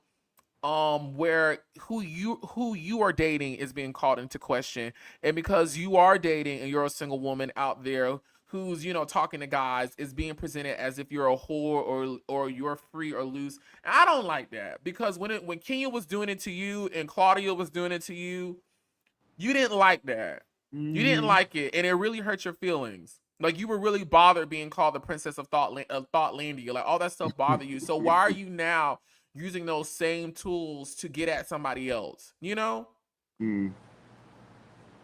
But I do want to know who was black. Now, who was black? And where is it black at? You know what I'm saying? From the front to the back, from the toes to my crack. Shamia and Porsha is back eating each other. I'm sorry, they back friends this episode. They back munching on each other. I got my friend back. Okay, snacking on each other. I thought that was so cute. That was so cute. It made me think about our silly asses. Q, I thought about you and me so much in that moment. I'm like, that's some shit me and Q would just be sitting somewhere, done saw something and just went off into a whole tangent. Probably finna catch the Holy Ghost too, which is crazy. I love to see these two together. Like, I really love to see them as friends. I don't like to see them fight. Like, can Shamia and Porsha just be friends? Porsha, do what you gotta do. Shamia, do what you gotta do, and y'all just make it work. You know what I'm saying, Q? Like, how we make it work. Yeah, I agree. It was great to see their relationship back, and it feels good to have your friend back. It don't feel good to fight. Yeah, it doesn't feel good to fight. Yeah, it was good to see them doing their thing. One fight that I kind of enjoyed this episode was Shamia and Brit. Because the girls were getting into Brit Eady. And she was clocking it. I'm curious to know how you feel about this. So, I understand Shamia's viewpoint about Brit Eady and her donations and how it happened. What I don't like is when Brit clocks your passive aggressiveness. Cause Shamia, you was laying it real thick. When she tapped you on your shoulder and said, "What's up?" Who you talking to? But you back down just a little bit, Shamia. It was backpedaling and pussy popping. That's what she pussy popped. She pussy popped. Right on the body. Because what I expected Shamia to say was, "Yeah, girl, I'm talking about you, and let's talk about it now." Yes, bitch, I was talking about Birkins and Rolls Royce. Yes, ma'am. A hit dollar will holler.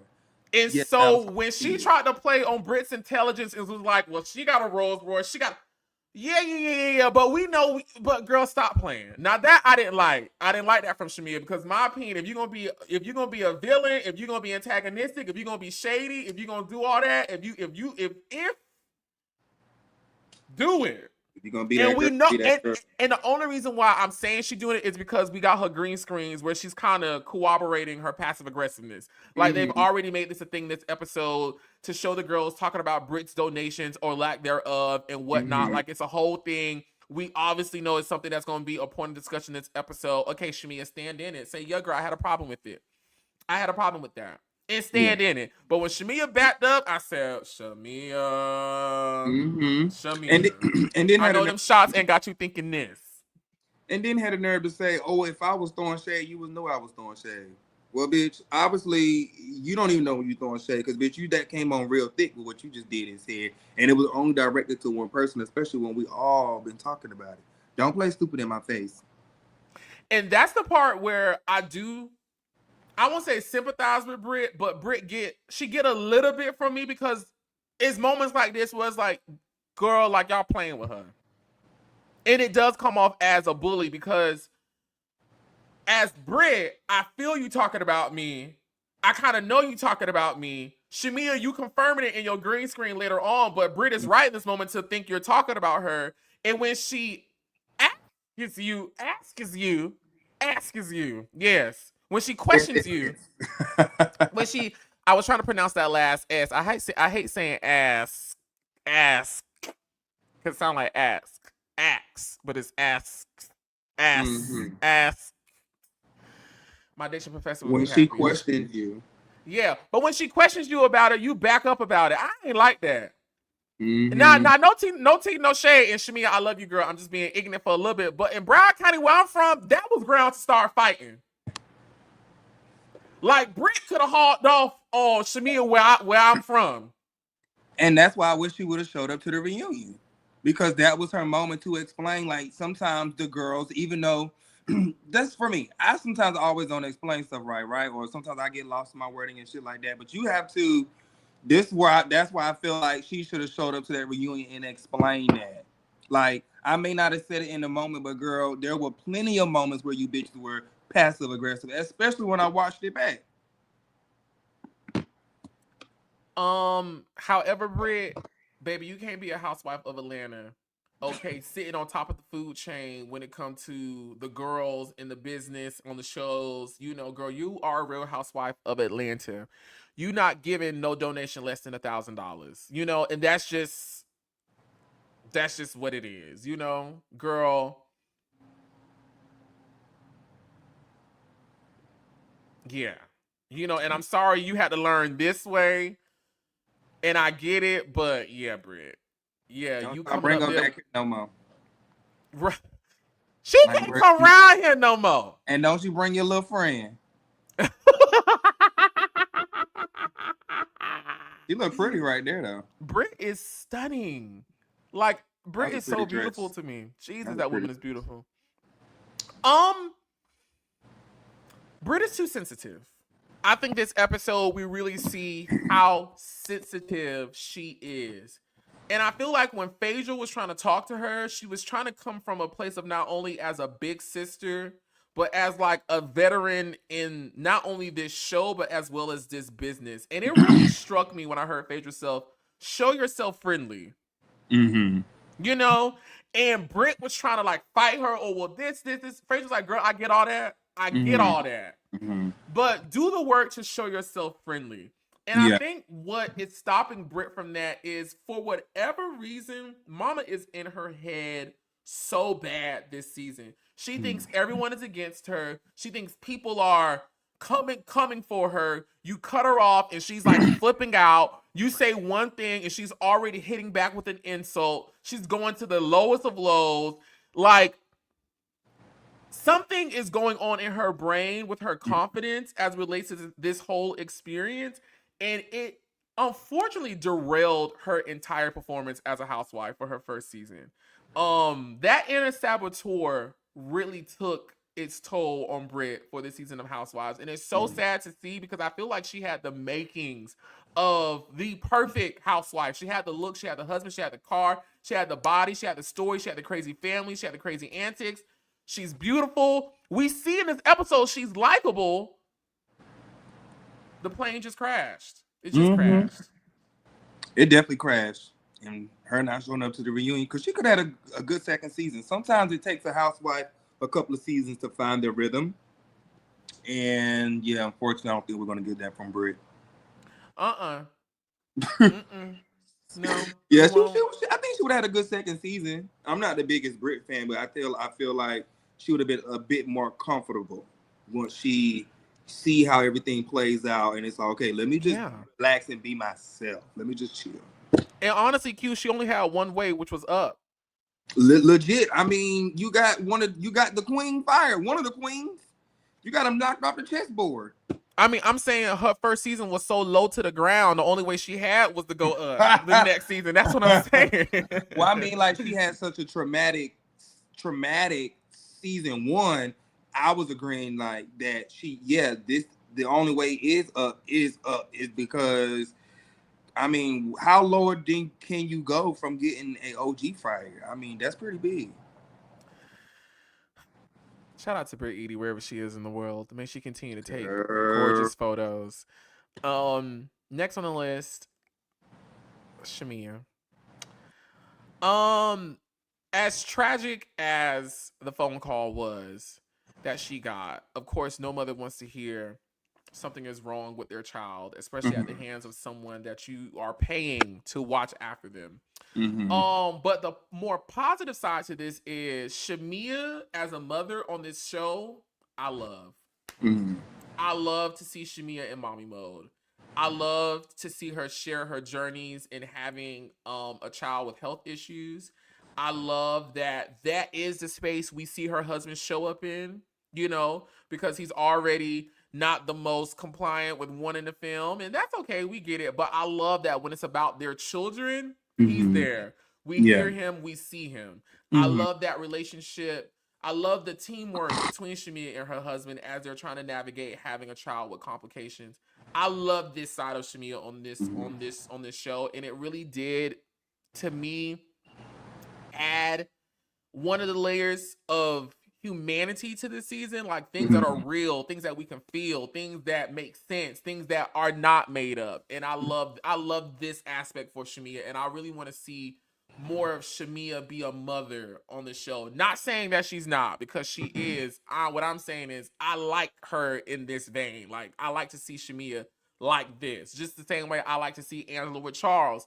I like to see Kelly doing her businesses, you know, and talk to her people. I like to see Drew Child having breakfast with Ralph and playing soccer in the front yard, you know.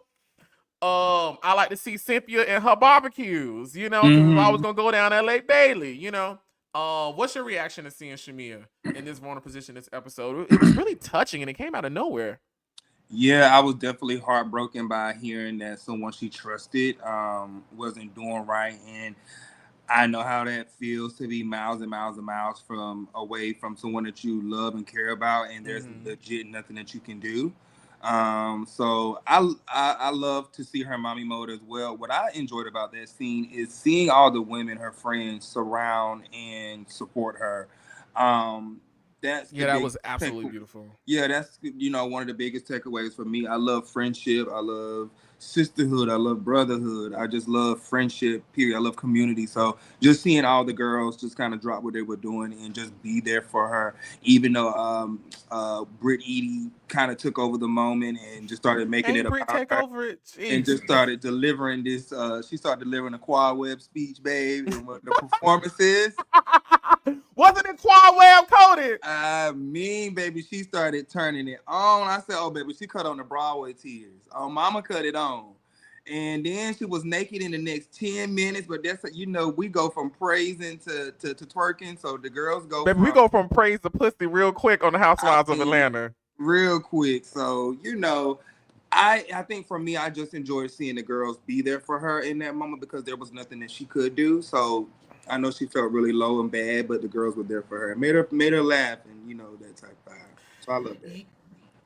I was kind of cringing a little bit at Brit Eady and her whole thing to Shamia. It felt performative, but I was happy to see the women receive it and not push it away. It was very cringy. And if I was there, giggling. I probably would have bust out laughing. I would have said, Brit, if you don't shut the fuck up, get your ass up off your knees and go get us a drink, bitch. Please get us a drink, because it's about Shamia right now. Yeah, and it was feeling your heart out. It was, I always be there for you. Well, girl, you done missed the reunion, so you done fucked up that promise. It just was. I just was happy that the girls did not shun her away, and they received it, and they laughed, and they hugged on Brit. I was happy. I was so happy that they did that. Now, a little later on, baby, we see Brit come out her shirt and is putting her titties all on the thing. And I was like, I wonder, is that what she was doing when she was on the camera back in the day? Is this, you know, is that what she was doing? Now, let's talk about, so before I drag about the roots of her chin. Now she got a hairy chin, not menopause. She's a beautiful girl. The tits are up, the body's out. She's sexy. She's all of that. How the hell you gonna sue Bravo for $20 million? Is it concerning the poster that Kenya had? It was you. It wasn't you. The video, like all these rumors and stuff that you've been like running away from this season. How dare you? And I know you were drinking. I get it. How could you end up like this? Whatever argument that you had in court, this right here, it throws all that shit that you get ready to say out the window. To me, So if you it just does say like, too. huh? No, I'm agreeing with you. I'm like, to me, it does too. It throws all this out. Yeah, it's like if you felt uncomfortable on set, if some like anything that you try to say, they're gonna watch the rest of this season and they're gonna see this, and this is gonna be that one thing that throws it's going to just invalid everything that you say is gonna be out the window. Now, I was snooping around on the internet, and the people say, according to Don Juan, and this is out on the internet, according to Don Juan, okay, Don Juan. my friend over there at Candy Coated, hey Don. Hey, It's Don. so funny. Anytime I be on the internet and like, let's just say, I can always tell when somebody done sent him something or he done saw something, because I'll get a text from Don with some eyes. I'll be like, Don, I ain't say nothing now, dang. Anyways, now, according to the internet, Don was on there and said Brit Eady stripped down naked in this scene and was naked in front of the cameraman and all this other stuff. Now, my thing is, Brit, how can you sue these people for sexual harassment and you was round here without approval showing your pussy to the whole camera crew and staff? Brit. Dumb. That's a dumb. Just dumb. And I don't know her pussy to say full of cum, but Brit, god damn, why would you, Brit? Just silly. And even the people on the internet say she even filed the paperwork for the lawsuit properly. She did. Yeah, I heard that. Just dumb. It's that flappy head ass husband of hers. You know, I had to give him one, just one. Tear his little ass up. And she's so beautiful. Oh my god. But it's like, Brit, I don't know what to be turned on or disappointed. Oh, I'm turned on just a little bit. I'm a little of both, because now that I'm looking at it, I'm like, I mean, hold on now, girl. It's looking good now. You're in the right position for a lot of things. Brit look good. Front and the back, man. What we starting? You know what I'm saying? She's a sexy girl, but like, girl, when it comes down to you gay. I'm pansexual, sir. But when it comes down to the business side, it is now? Oh wait, yeah. Hold on.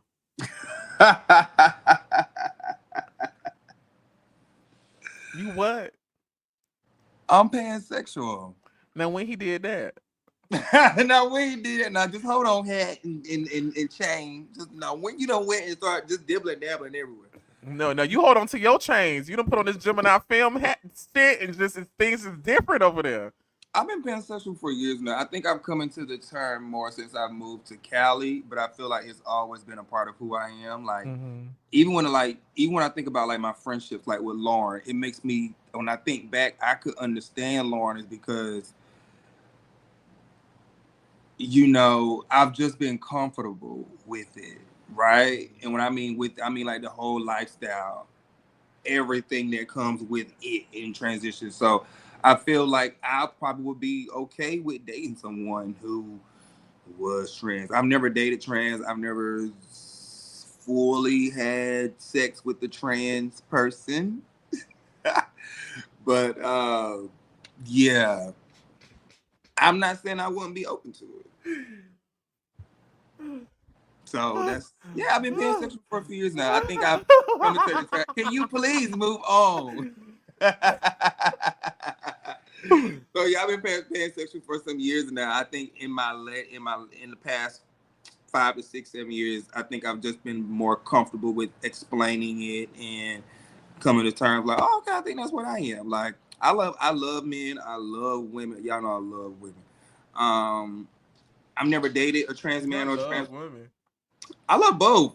I know this about you, but yeah, I'm about to say I love women. My only thing with women is dating women. I don't want no more kids. And I know that's silly to say, but that's why I started dating men after my son. It was like, I was like, damn, I don't want no more damn kids. I'm for real. Q, you started dating men after your son because you didn't want no more children. For real? That's why you turned away from the coochie? Well, I dated one more girl after my son's mom, which caused us to break up. That was, the whole situation. But anyways. Because you don't want to give another woman a child. So if you met a woman that said, I don't want no children.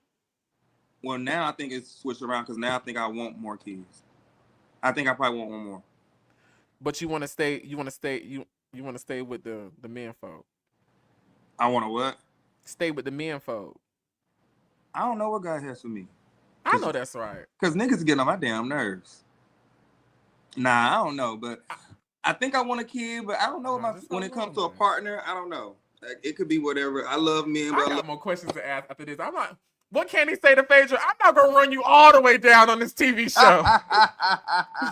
But I got some questions because I'm just like, I'm over here trying to add one and one, but 5 keep coming out. So I'm trying to figure out how we get to the 5 and no longer the 2. That's a pansexual. Most people don't understand. You think Brit Eady's pansexual? No. You don't think her sex is in a pan? I think her sex is in a pan. Sex in a pan is stupid. She could be bisexual. She dibble with women before, like maybe just kiss the woman and have like a drunk night, but she don't give me she like no women. Nah. Brit look like she'll eat some pussy, and she done ate it. It's something about her nose. It's something about it. She give me pillow princess. She like to be ate. She give me she ain't doing no eating. Don't nothing about Brit Eady say pillow princess. Brit Eady, this is a pillow princess.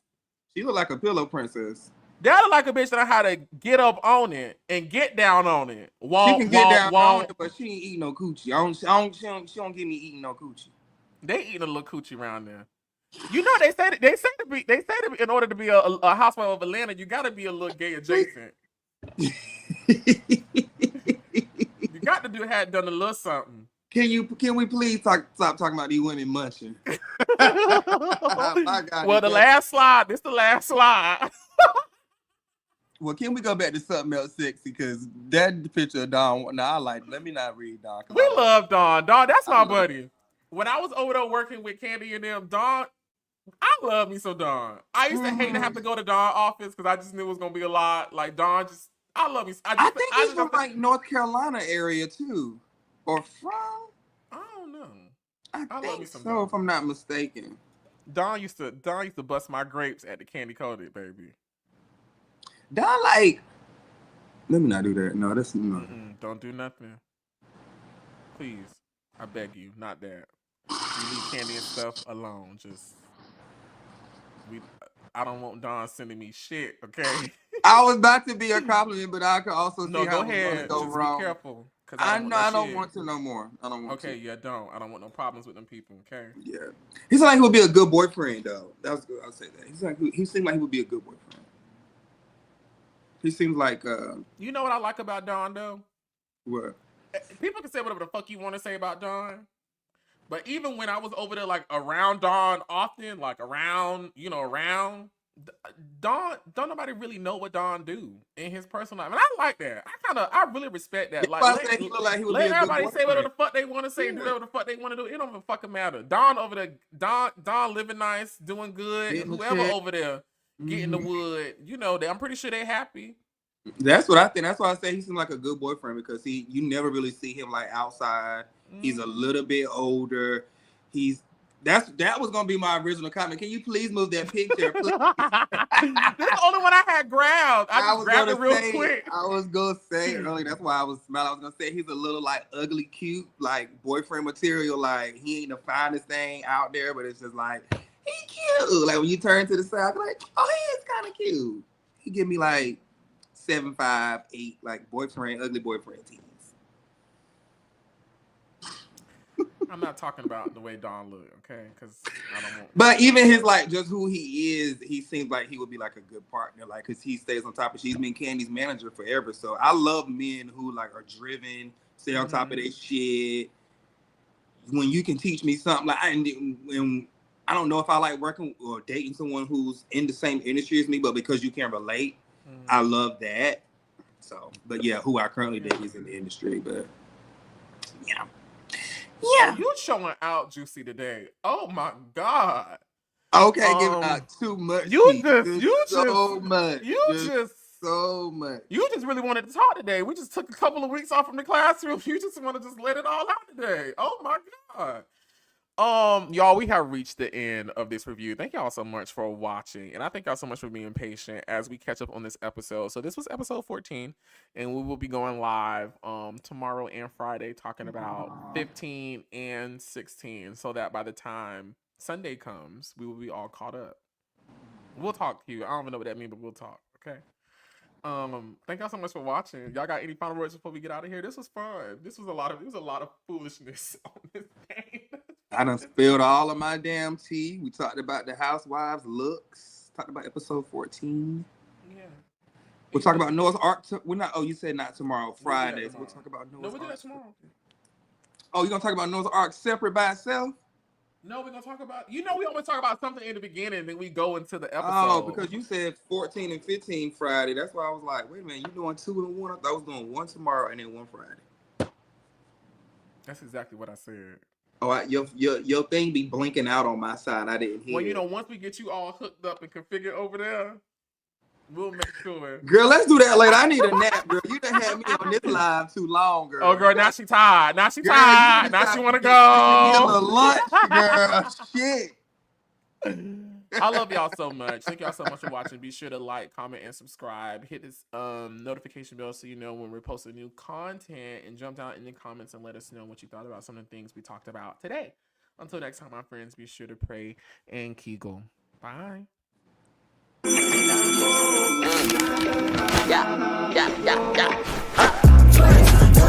Everybody go. Everybody go.